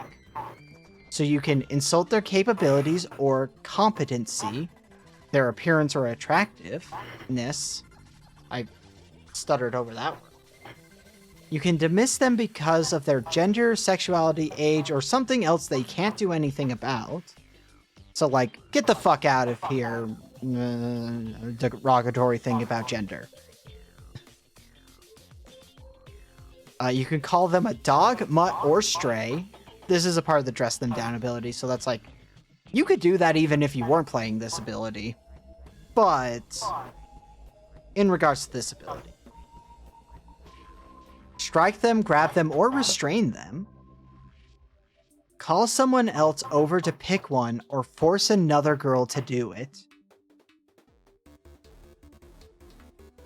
Like I said, I feel like the dog runner is the most toxic of the options. Tell them to do something demeaning or risk a proper punishment. End the dressing down with an order for them to get out of your sight.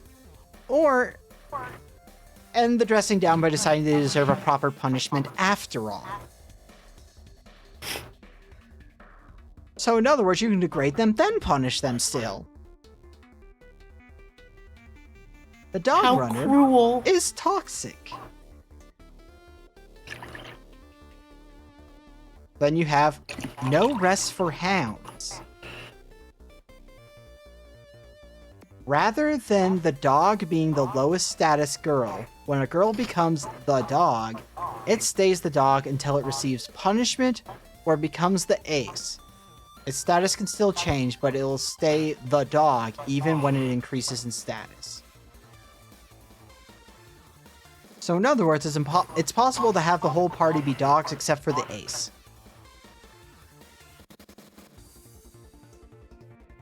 I also don't feel like the dog runner works as a character concept unless you have more than 3 players, because with 3 players, somebody's always the ace, somebody's a wing, and somebody's always the dog. So there's only like 2 people who would be dogs at a time if you did this ability, which I mean would suck for them, but also I feel like to really get the full toxic shit out with this character, you need to have at least 4 players. And as somebody who doesn't like running groups that big, or at least running that groups that big often, and also the odds of getting a group big enough to do that, already, like, getting to 3 players is like my hope. I mean, I'll probably end up running a lot of Hex Club Raw because again, I'll be talking more about it with people, but I'm gonna try and get it so that we're doing Hex Club recordings every other week. Also getting schedules to line up, but we're gonna essentially have one be one season and one be the other season.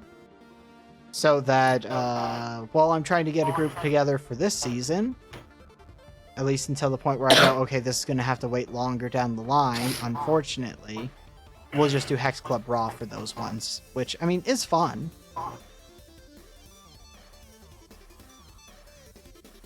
I mean, Hex Club Raw is the one that I don't have to do any prep work for. Yippee! Well, barely any prep work for. Still yippee.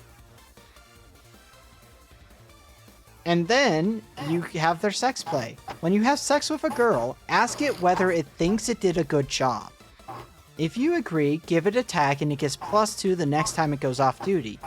If you disagree, punish it.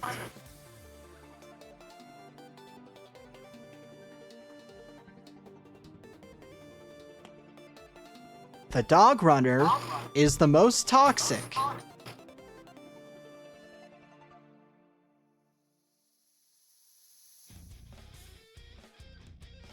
Anyway, moving on to the scientist, which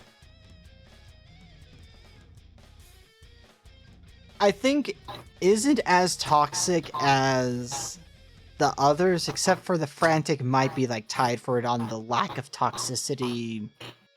No, the scientist is the least toxic, because the handler is toxic, but not towards the girls, towards itself. Yes, Aw. that's how I describe it.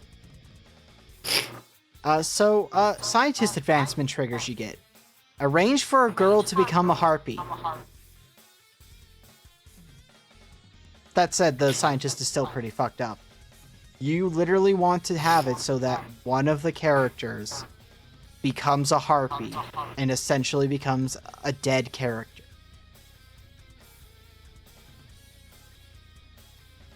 Although there are ways to bring them back, but it don't matter.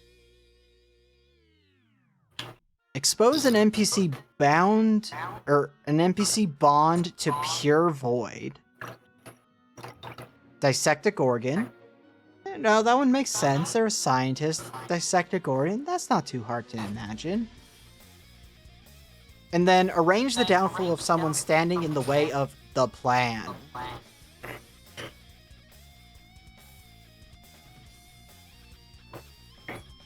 Is the plan like human instrumentality or something? The plan is that they want to stop the Gorgon invasion.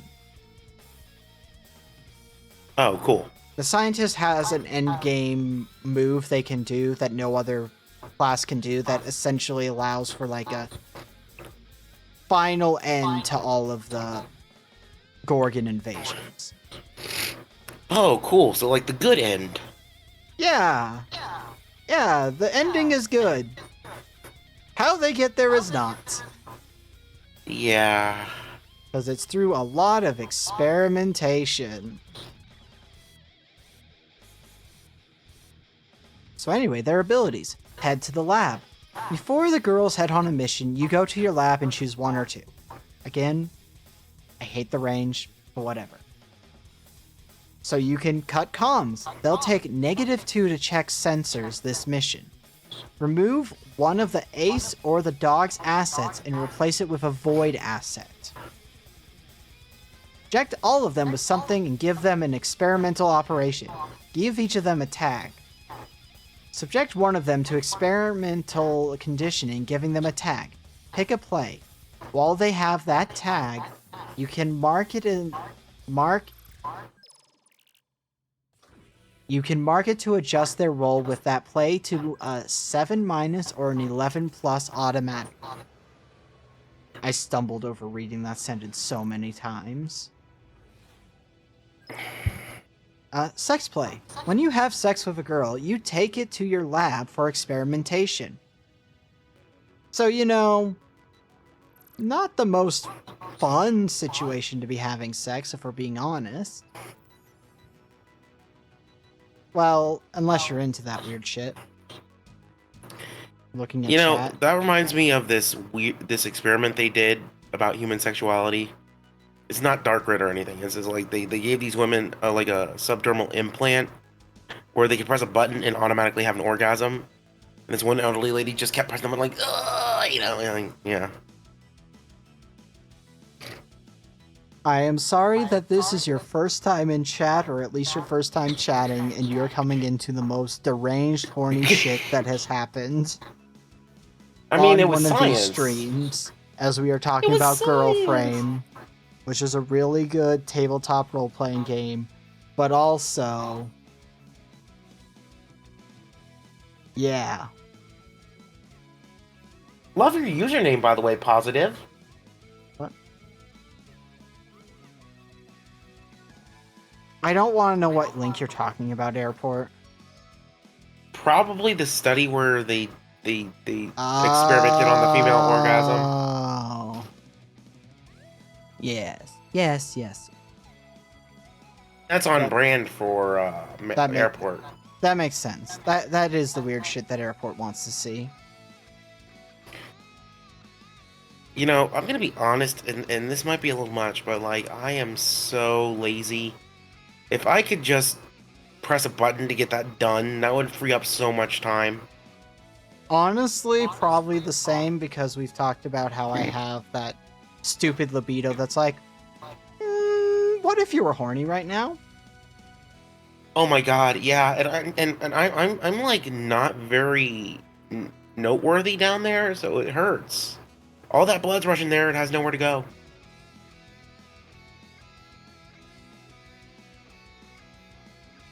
Anyway, we should probably continue on with the scientist. Girlfriend.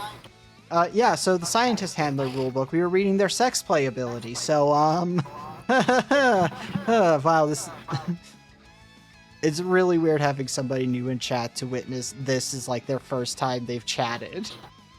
Anyway, so you can excise a void-touched asset, give it a new asset in exchange, cause it to gain void, erase one of its memories along with a link tagged or bond, or tell them a trigger and a play. Whenever their trigger happens, they must make the play.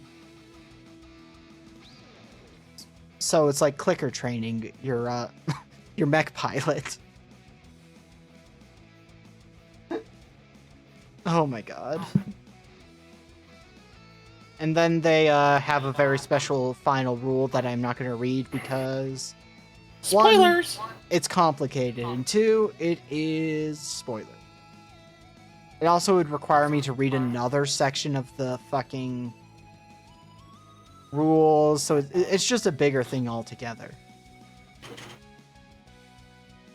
But now, we're going to talk about the Frantic, which is the toxic Yuri, where the handler has no control, but they're supposed to have control.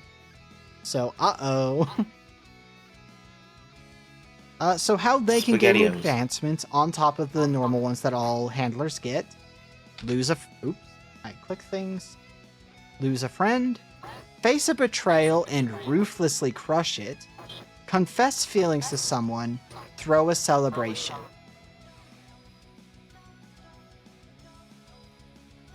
So, you know, objectively the least toxic of the the specific advancement triggers. Oh my god, I just noticed that in an editing mistake with their thing, they put scientist advancement triggers instead of frantic advancement triggers. It's fine. Oopsie doodle! Editing's hard. Also, they still update things, so it'll probably get picked up on in an update. Yeah, I found out they did an update like a week ago. The frantic throwing a celebration thing sounds like when you're at a retail job and they throw a quote. Oh, Pizza party! A pizza party, ugh. I can just imagine the mech pilots drinking Pepsi and just like stale pizza.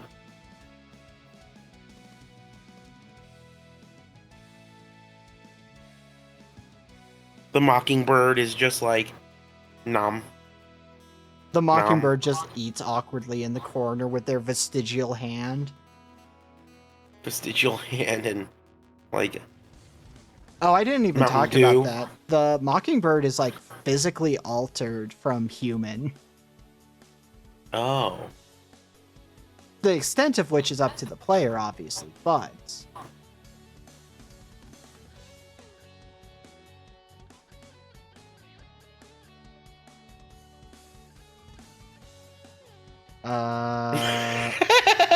I just thought of something fucked up. And... Okay, the Mockingbird, but there's a phallus sticking out of her forehead, and she's like, I'm a unicorn. So basically just the main guy in Fooly Cooly? It's an actual penis. And it's not supposed to be an actual penis in Fooly Cooly?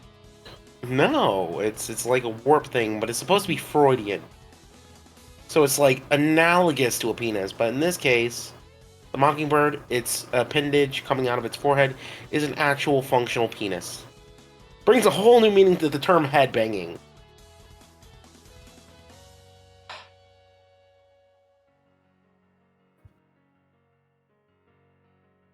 Anyway.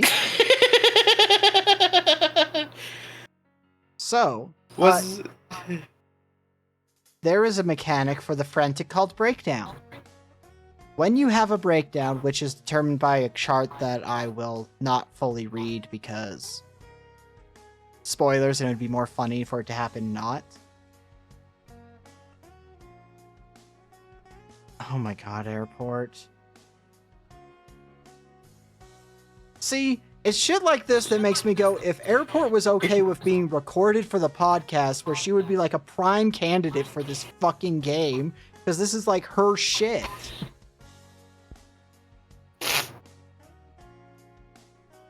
Faster, faster, until the fear of FOMO outweighs the fear of being recorded. But when you have a breakdown, you'll roll plus the number of bases you have. So, odds are, if this happens early on, you're going to be rolling an 11 plus most of the time. Because I think you start with like 4 bases. I don't remember the specific numbers. I need to read through the rules again at some point to better digest all the information. But if you roll an 8 through a 10, you choose 2. Kill someone's NPC bond on purpose or by accident. Drink, smoke, or cry yourself into a stupor. Pick a girl to find you as you lay in your office. Like I said, this is the girl failure option.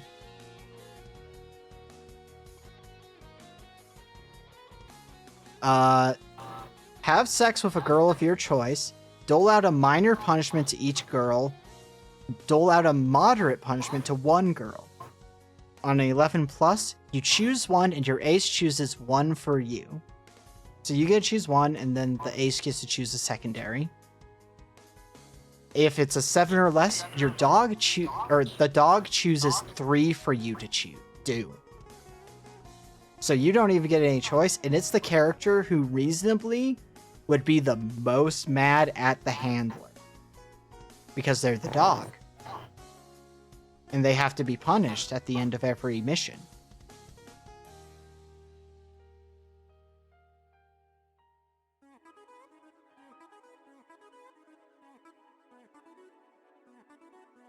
Like I said, this is the girl failure option. Hashtag relatable.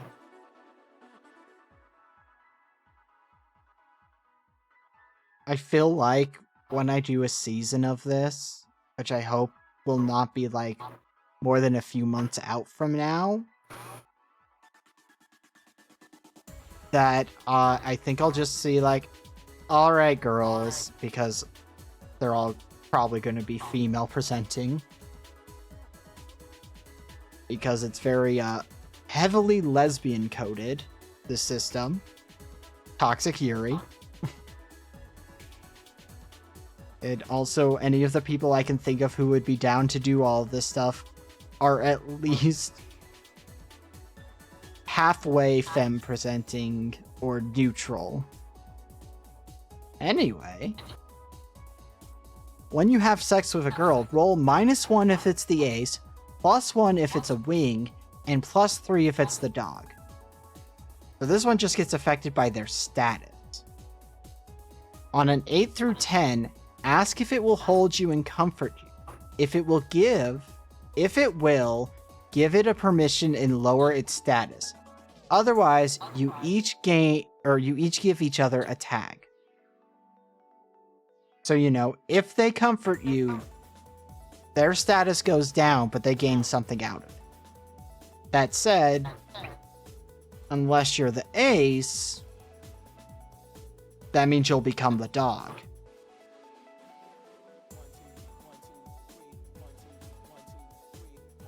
Because if there's 3 players, which is probably what I'm going to max out at, you're going to become the dog if you do that. If you weren't already the dog, because you can only go down status by 1 rank, and you would be a wing if you're not the dog. Yeah. So who knows what that'll go. On an 11 plus, you use it for comfort. Deepen your bond, and it can unmark all identity. It can give you the tag Dogfucker. Like I said, this is Toxic Yuri, where the person in charge is not in charge. Do I impulse but donuts? I think it's supposed to be buy. And yes, donuts are awesome. Oh.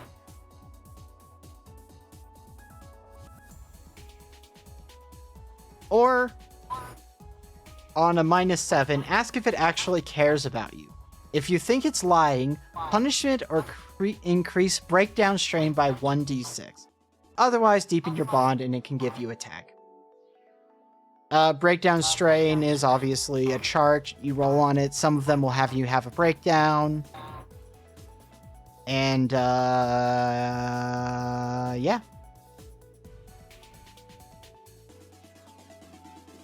And, there's a certain point during the breakdown chart where,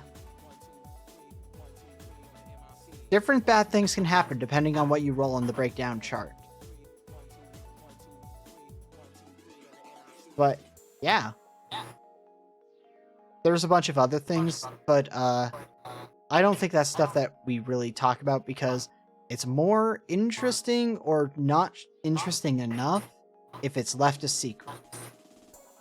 Or it's not interesting enough to... whatever.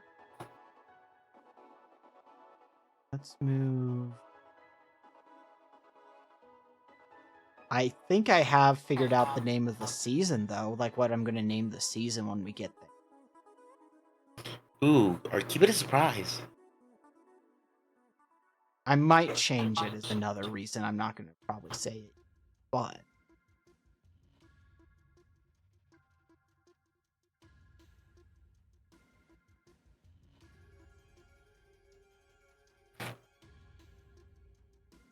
it is... as you can tell, it is a system I find incredibly fascinating. And a system I do really want to run one of these days. I think I know someone who might be interested. I will ask them if you consent. I mean, I can at least spread the word. you can definitely ask them. Just make sure they understand just how much it is important they understand it will require Mental fortitude. Emotional stability. This is all that one good where shit. you can't just be like, I think I'll be fine. This needs to be one that you're like, yeah, okay, I can do this. Understood. Yea, verily. Because... come onto my face and chest. Especially because it's not one of those systems where you can just say sex happens and then cut away. You have to kind of show a good chunk of the sex before you can cut away in the system. Yeah. Like, that's the main thing that I think will be a harder sell than a lot of the emotional stuff. But there's also a lot of, like, emotional stuff that they should also be aware of. Right. Trigger warning, essentially. Like, oops, that's not what I do. Let me pull open page 1 of the... or page 3, I think, technically, because covers are pages. I disagree with that. Disagree with Covers that. are covers. The pages are the inside. Okay, but when it comes down to the PDF finder. Oh, PDF. Okay. Portable document file. Yes. Content notes. That's what I'll call this one. That's what it's called in the thing. But I'll send that to you so that you can, like, use that as an actual... trigger warning. like, an idea of what they will have to deal with and understand that it will not be, Fuck like, up subtle. someone with too much trauma. Yeah. Yeah, because, like, to put it in perspective of how rough this system or this game will, like, the things it wants you to cover. Content notes: misgendering / transphobia, homophobia, sexism, abuse, sexual assault, drug abuse, toxic relationships, dehumanization, fascism, body horror, torture, brainwashing, ableism, non-consensual surgical procedures, lobotomies, hallucinations, memory loss.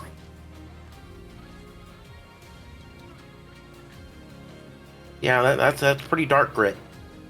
Promises, messy lesbians, toxic power dynamics, giant robots fighting eldritch horrors, oppression, and hard choices. Yep. Basically, it's like the toxic Yuri mecha version of 177013. Kind of ideals. Paradigms. Dark grit. Yes. So, yeah, while it is something I really want to run, I need players okay with all of this, especially the fact that at least part, if not full sex scenes, have to be played out for the game to really work. Right. Also, it's important to note that if we do it on a spicier platform, everybody would have to make an account, be on the platform. Oh, I'm in their Discord. Maybe we could work there. Yeah, there is also the fact that platform that will probably be used, I don't think you're allowed to stream with other people unless they're on the platform as verified users. They have to be verified users on the platform and have consented in writing in the form of being partnered with your channel. It's a whole thing. Yeah. Yeah. Although I guess there is another...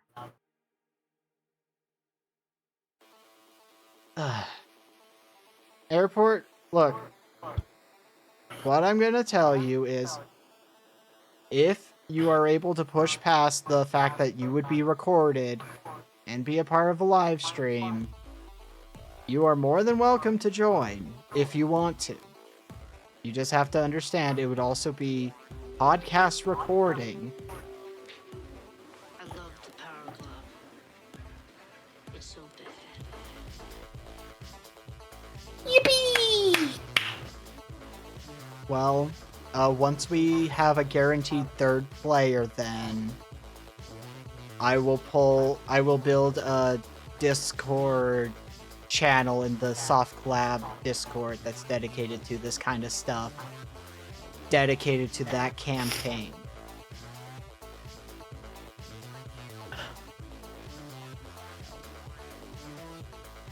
And again, the first session of this, Caffeinet already has heard me say, will be dedicated exclusively to talking through the content warnings and figuring out, like, anything that's going to be a hard no matter what for all of us. Because we do want to cover basically any topic that would make sense in the story, but yeah. We don't want it to be too gratuitous. Yeah, we don't, like, we'd have to talk about, like, how much we can lean into any of the certain aspects.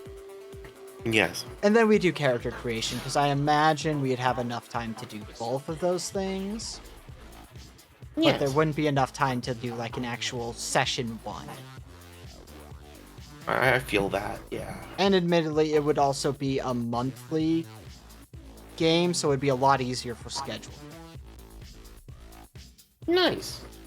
I mean, Caffeinet's definitely gonna be... Caffeinet's will be in 2 of my campaigns, though, so they're locked into a bi-weekly kind of schedule. And at least until certain Bi-weekly, seasons... bisexual, bipolar.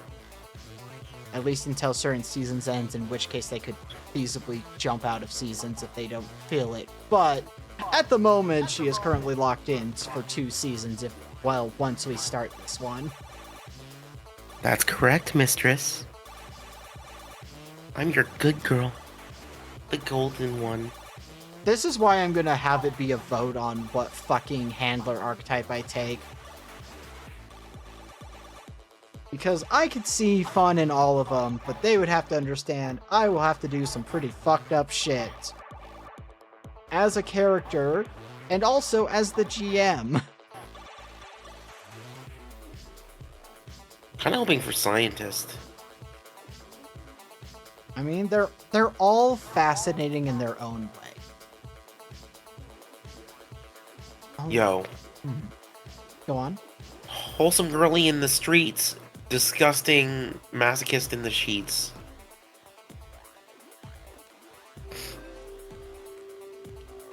But only in pretend land. I'm checking something. Okay, airport. Yay, cheese! first, we're gonna go through all of these so they stop saying I have patience.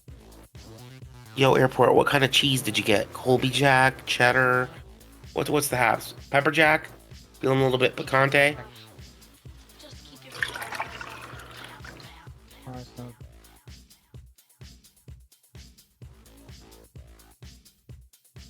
Turn? Probably turn. Ooh, yummy!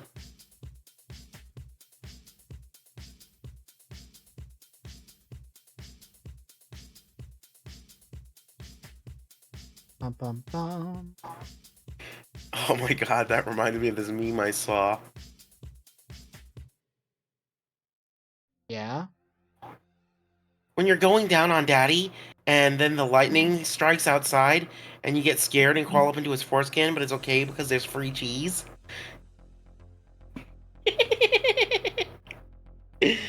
Oh my god, no! Why?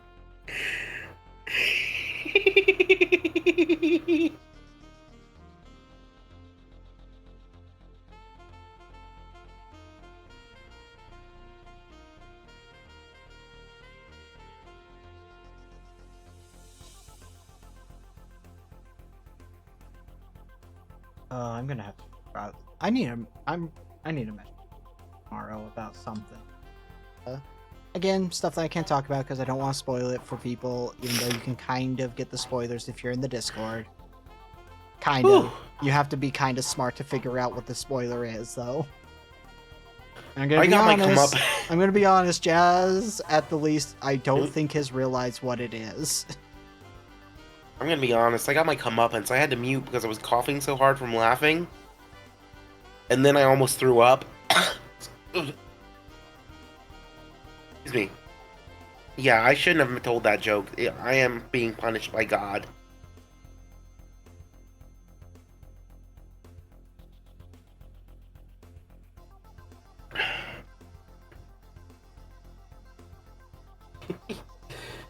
See, Airport gets it. She said God, and that invoked the punishment.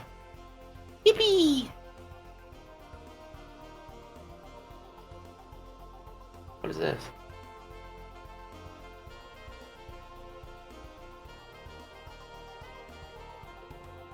So, man, have you been watching Twitch streams lately, or have you been too busy? Because I just didn't realize. Twitch is running ads outside of ad breaks and, like, the margins and all that. Um, Like, I have an Amazon ad for, like, a camera. All that crazy shit. I've had him like in the background, so I probably haven't noticed. Yeah, so, like, even when you're not running ads, there's ads. Unless you're subbed. And there's no ads. Yes. Mm. Yeah, so... Yeah. Oh, tonight I gotta do some certification work. After stream, probably. Excuse me.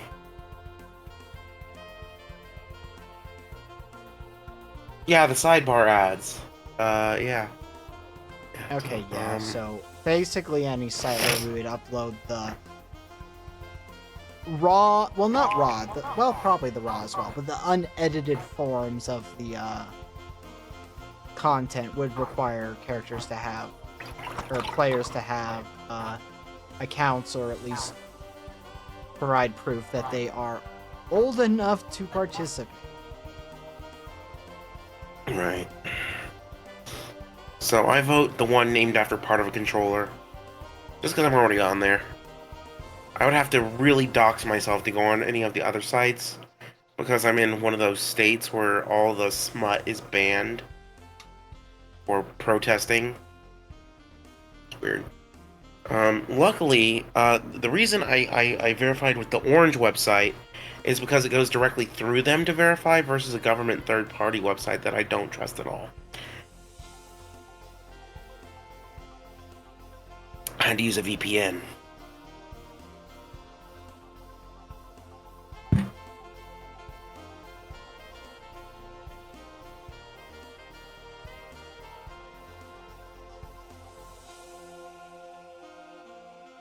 Cool, my sound. Yeah. Yeah, my brain just went fully blank for a second there. Oh. Mind blank is one of my favorite tags.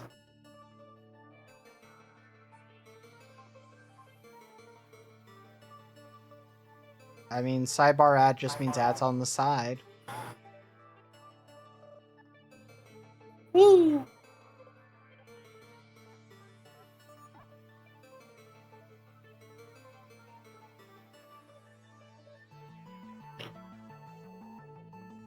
See, I love being sick because I can do some voice acting shit I can't normally do. Well, I don't love being sick, but it's a perk to it. A silver lining. I find that I can't do any voice acting if I'm sick, and because I can't control my voice well enough. I love the kind of woman who will actually just kill me. Yo, when I woke up this morning, I was like, man, I hope some pretty mamacita paints my brains all over some hallway. And here we are.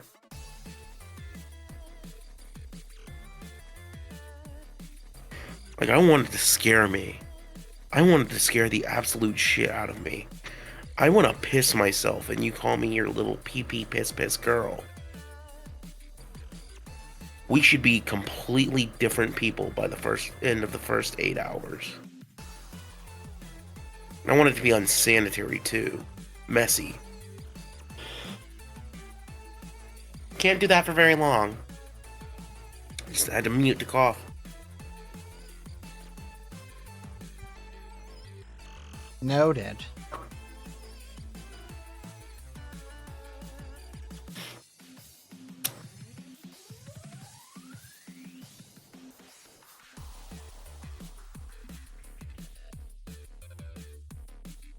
Airport's down bad. I adore airport. When I imagine airport, I imagine like a bimbofied like doll that's just really energetic and zoomies and like just a fun-loving gal who likes freaky deaky stuff but has a heart of gold. As someone who is furry pilled, I always just picture them as a puppy. Or like the puppy girl kind of stereotype. I mean, we've already discussed, well, they've already admitted on stream that they salivated at the idea of clicker training. So like a Rule 34 bimbofied version of Brandy from Brandy and Mr. Whiskers. Oh my fucking god, that show. What the dog doing?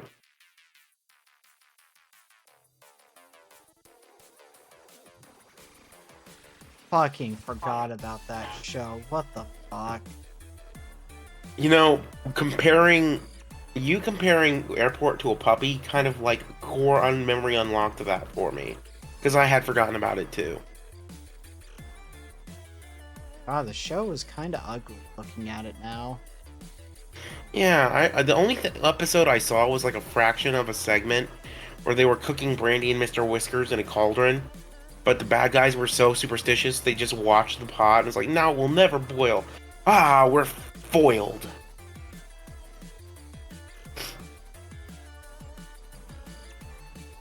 What was it with, like, Disney cartoons kind of being ugly? Before they just decided, oh, we don't do cartoons anymore, we only do 3D stuff. I don't know. Look, there's nothing wrong with Pixar and that style of movie making, but the fact that American animation just went, yeah, fuck 2D animation, instead of doing what a lot of Japan does, where they mix 3D and 2D together to make really good things, they just like, no, we can only do one at a time. We can't do both. Infuriating. I like traditional animation, honestly. Like, Oliver and Company was a masterpiece.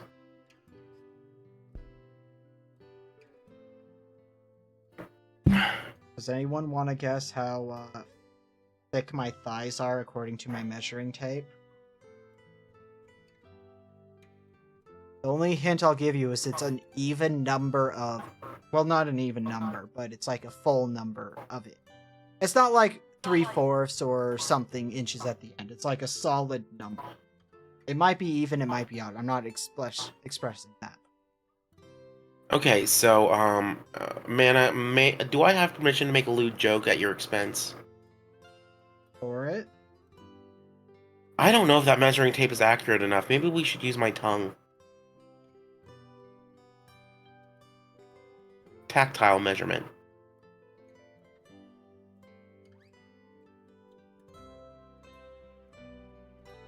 Okay, so does anybody want to give a real answer? 32. 17. 23. I don't know. Are we going by centimeters or inches or... Inches, because, oh wait, mine does America. centimeter, but again, we're in America, so unfortunately, I barely understand how centimeters work in this way. 22 inches. At the thickest part of your thigh. Anyone else want to throw out an answer before I give the real answer?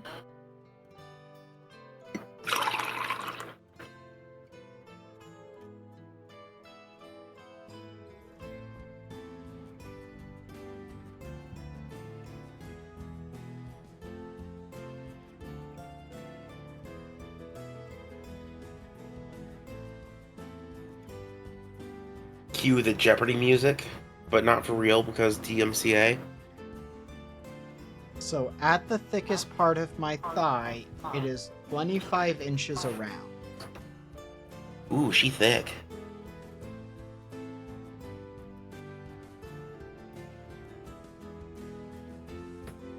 Which, I mean, I'm also a tiny thing. So that means I am... I don't know where my thought was going with that thing. Okay, so you're tiny, but your thighs are 25 inches around circumference. So, you kind of thick.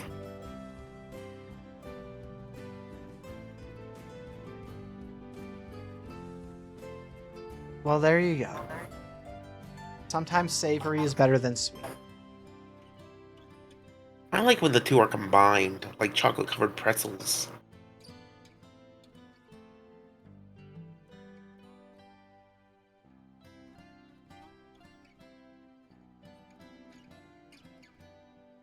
Alright, take a guess on my hip measurements.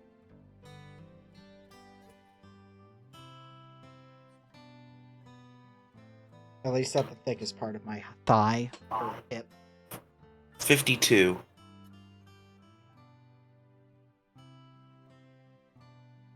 So my hips are 42 inches circumference. I suck at math. I figured if thighs are X thick, 2 thighs, plus a little more because of the curvature of the hourglass frame, would be a little more than that. What is... I don't know, like, my cup size or anything like that, but I can at least figure out, like, chest measurement, as it would be. Be careful.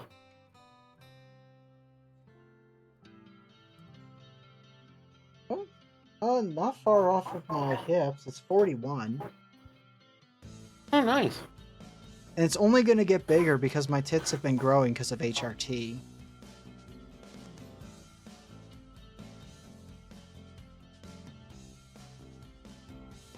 I mean, now is a good time to mention, I have a throne. Anything that is got through throne will end up having pictures posted on Blue Sky and in the Discord. So, do with that what you will. Estrogen maxing, I love that. This positive impact chatter is just like so in Positive? my wheelhouse of in my wheelhouse of appreciation. I mean, I think if you dig far enough back on my Blue Sky, you can find an ass photo, too.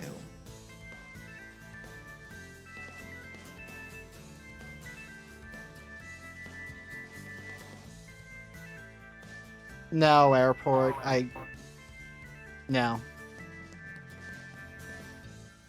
Booty butt, booty butt, booty butt cheeks. Yeah, it's probably a ways back, because I have... Admittedly, if you go to the media tag, you might find it pretty quickly. Because I don't think I've uploaded nearly as much art as I should on my Blue Sky. I really should be uploading more art. Right, that's fair. Oh my god, I still need to do the Silk Song and Vampire the Masquerade Bloodlines 2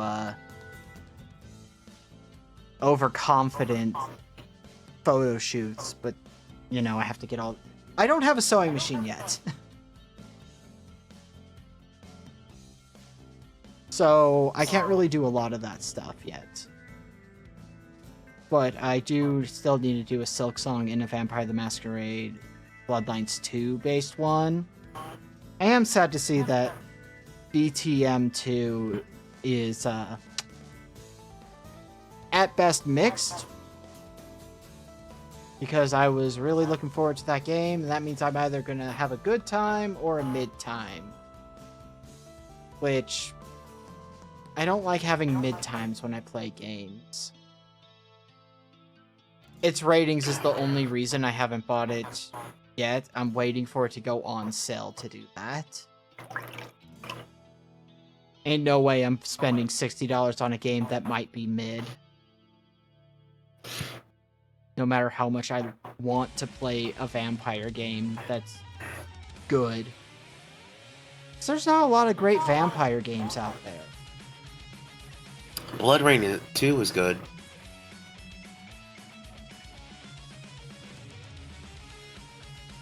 Because part of the Castlevania. lore related to Monafray is very much vampire coded. Pretty sure channel points I renamed to Blood. Yeah, so... Take that as you will. Admittedly, I think the photo shoot of the two that's going to be the most fun is the, Vampire the Masquerade one, because I feel like I'd make a hot vampire. The good suck. Yes, yes. I had to make that joke. Oh, Something in me, something visceral, something hindbrain instinctual made me do it. Pro Country has a vinyl of its soundtrack.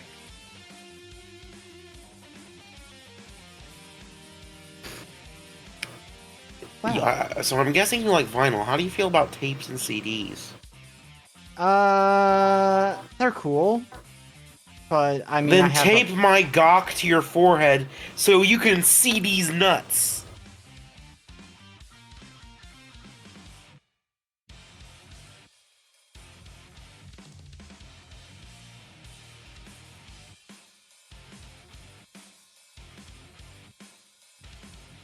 Caffeinette, if we ever meet in person, I am going to punish you.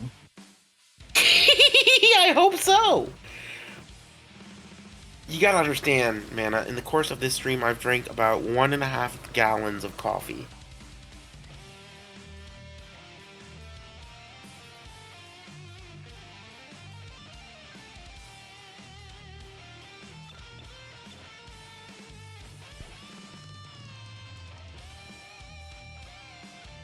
Well, let's put this out there so people are still aware, because I didn't bring it up this stream. Anytime a sub goal is hit, we will spin on the punishment wheel. We'll choose 2 of those options as poll options. And then whichever one wins out, we do. Which I think... I need to check... Let me check my still needed to complete punishments, because I still have some. I haven't done them still. I was sick, and then I keep forgetting. You ever for gore? It happened to her. Okay, we did the FNAF stream. I still need to do a Blindfold Rage game collab. So that one I need somebody to be my eyes as I try and play a game blindfolded. I won't be we're able to be your replacing eyes the- until after the 5th. What? Oh, I the wouldn't be context able to of be the your fifth. eyes. Yeah. I still need... So we're replacing the Overwatch 2 streams because I can't bring myself to do them. So I have 2 different punishments that I need to do.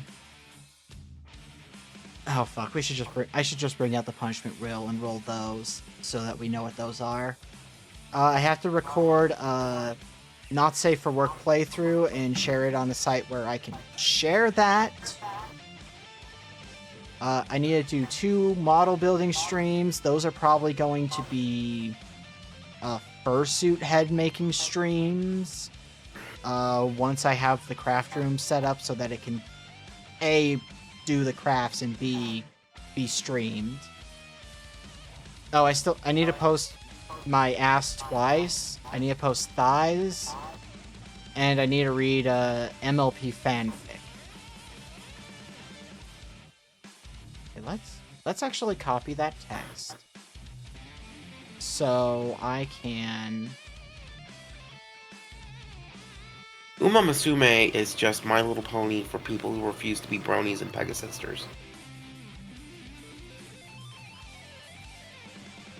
I guess. Let's see. It is in my... Where is it? You know, I made a meme where one of those horse concerts from Uma Musume is performed to that Pepper Coyote song. I should post that in the Not Safe for Work media section of the server. Let's unbookmark the girl frame website because I have the system now and don't need to remember that.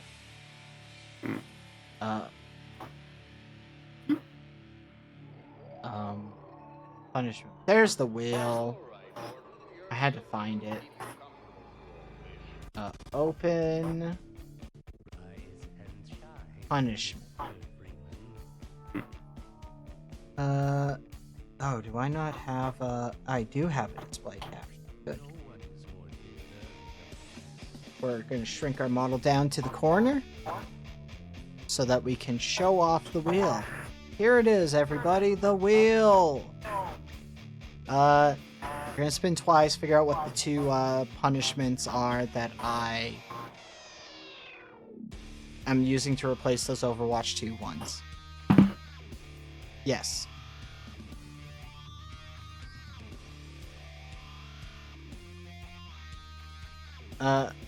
Oh wait, we need to remove the Fortnite stream before this counts. So, never mind that one.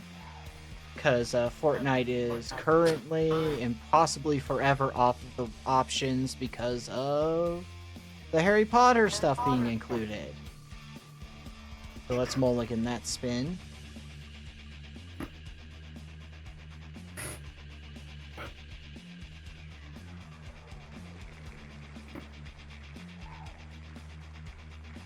Alright, chat, I'm gonna do a vote on this one because this is supposed to be replacing punishments. Poll. Poll. Is this fair? Yes, no.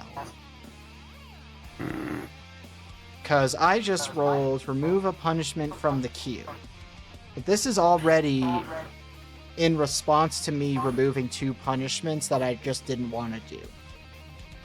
So, I'm going to let chat decide if this is fair to count or not. If you say yes, I get to remove a punishment from the queue. If you vote no, I respin and this one doesn't count.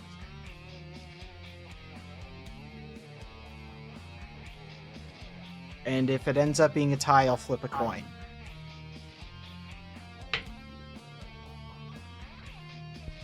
So go ahead, look at the poll, make your decision, and vote. I'd rather leave this up to chat than a coin flip.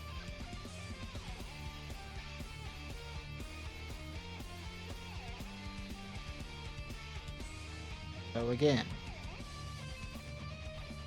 this is your chance to decide if it's fair or not.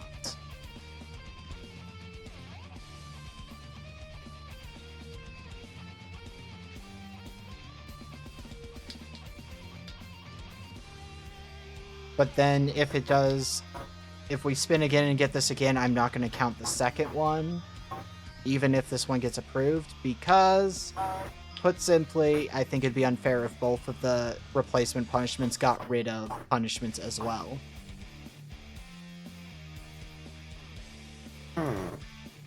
Well, Weird. I won't remove one from the current queue. It'll just count as if I got rid of the Overwatch punishment. So I guess that's fine.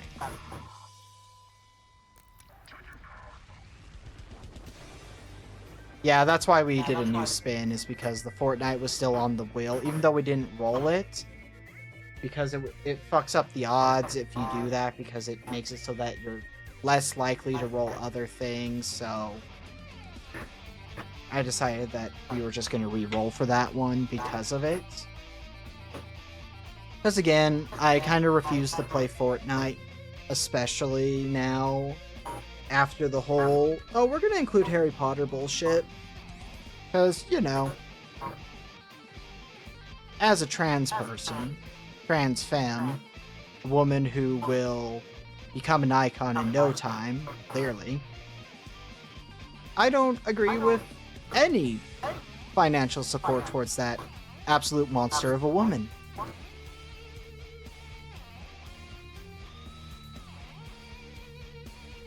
Very simply. But considering the vote is so heavily skewed towards yes, this is fair, we will count this one and do another spin. Oh, Google Drive is down. Oh, that's not good. Nope. Oh. Like, it's not...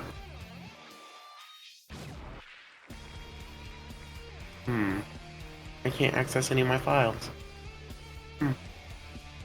Wow.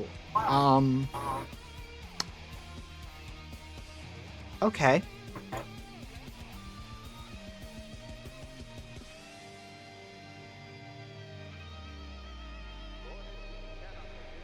I guess look forward to that as masked face reveal has been spun. So I will wear a face mask, but it will still be my face reveal in its own way. I'm sure you're beautiful. Don't worry.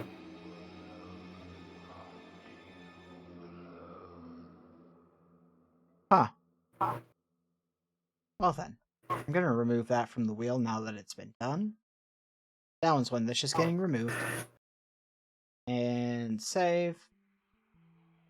To existing. Punishment. Save. Cool. And we will hide our display.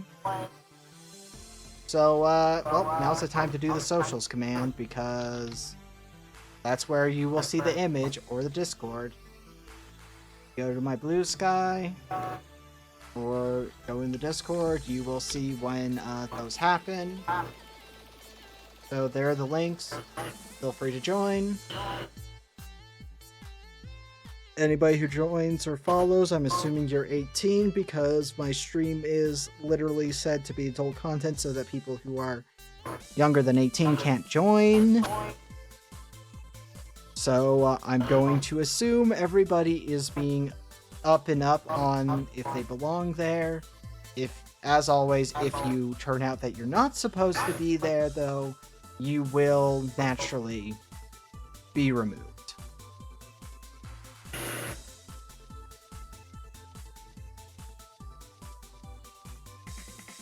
Yes.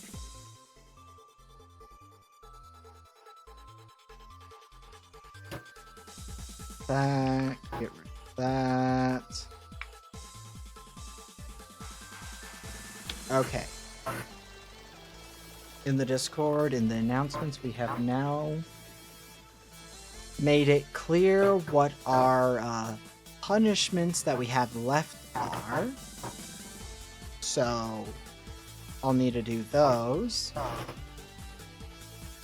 Oh, also the Silk Song and BTM 2 Bloodlines 2.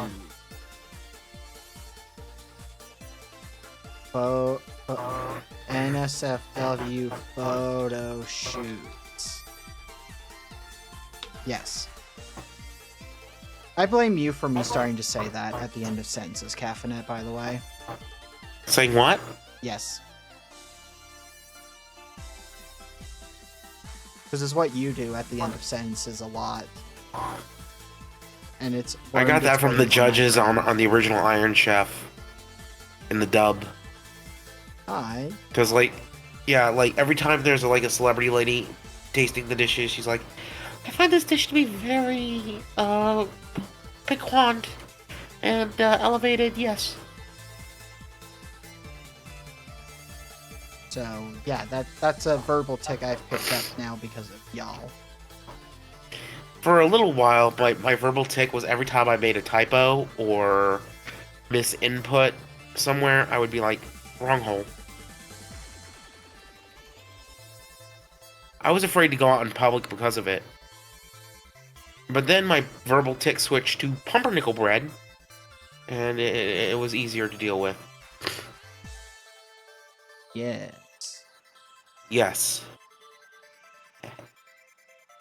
I also do the... I'm not sure if my mic will pick this up. I do that. I didn't hear it. Well, it looks like it picked up on stream. Wow.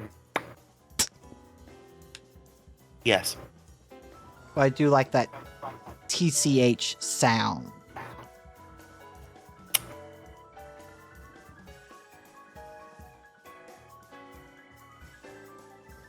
I also growl at people on occasion, but that's rare. Don't you dare growl at me unless you're willing to bite into my flesh. I have broken skin before. Do not tempt me. Threaten me with a good time. To be fair, I've talked about some of my interesting events in my you know. Yeah. You know, in my last will and testament, I'm gonna put, and Mana gets to cook me and eat me. I don't want If she that. wants. I don't want that. Okay, never mind. Never mind, the necrophiliacs get my corpse when I die.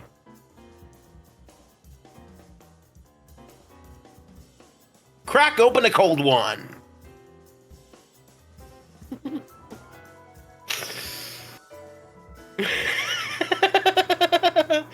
Too much? Too much? Yeah, probably too much. Yeah, that's fucked up. Well, airport, I don't know what to tell you, other than, well, that's unfortunate.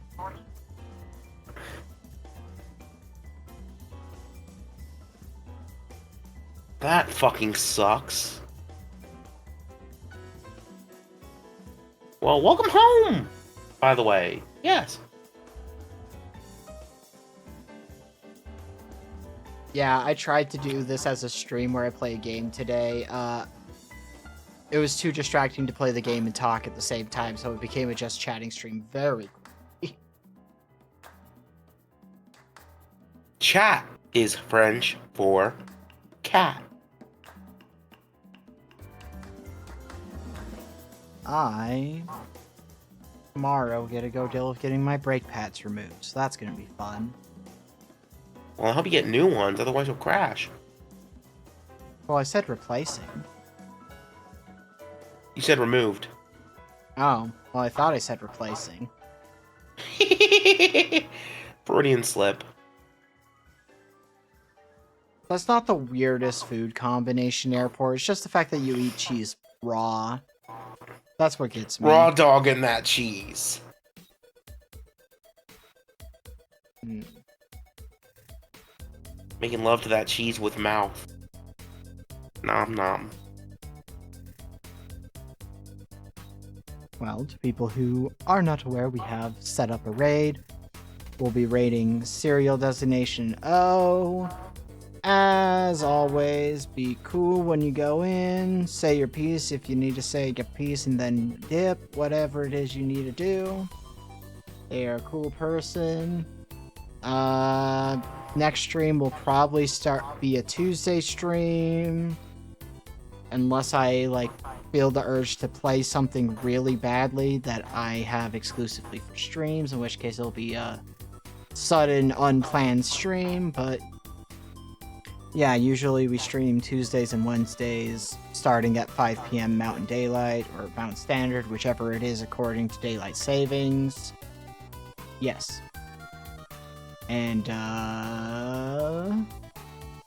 I don't know what I'll play next time. Probably the game that we were supposed to play today. So that we can actually kind of get into the weird analog horror-ish vibes of sorry, we're open. I just want to say, sriracha and cheese is pretty good if the cheese is melty, like Trader Joe's mac and cheese with sriracha.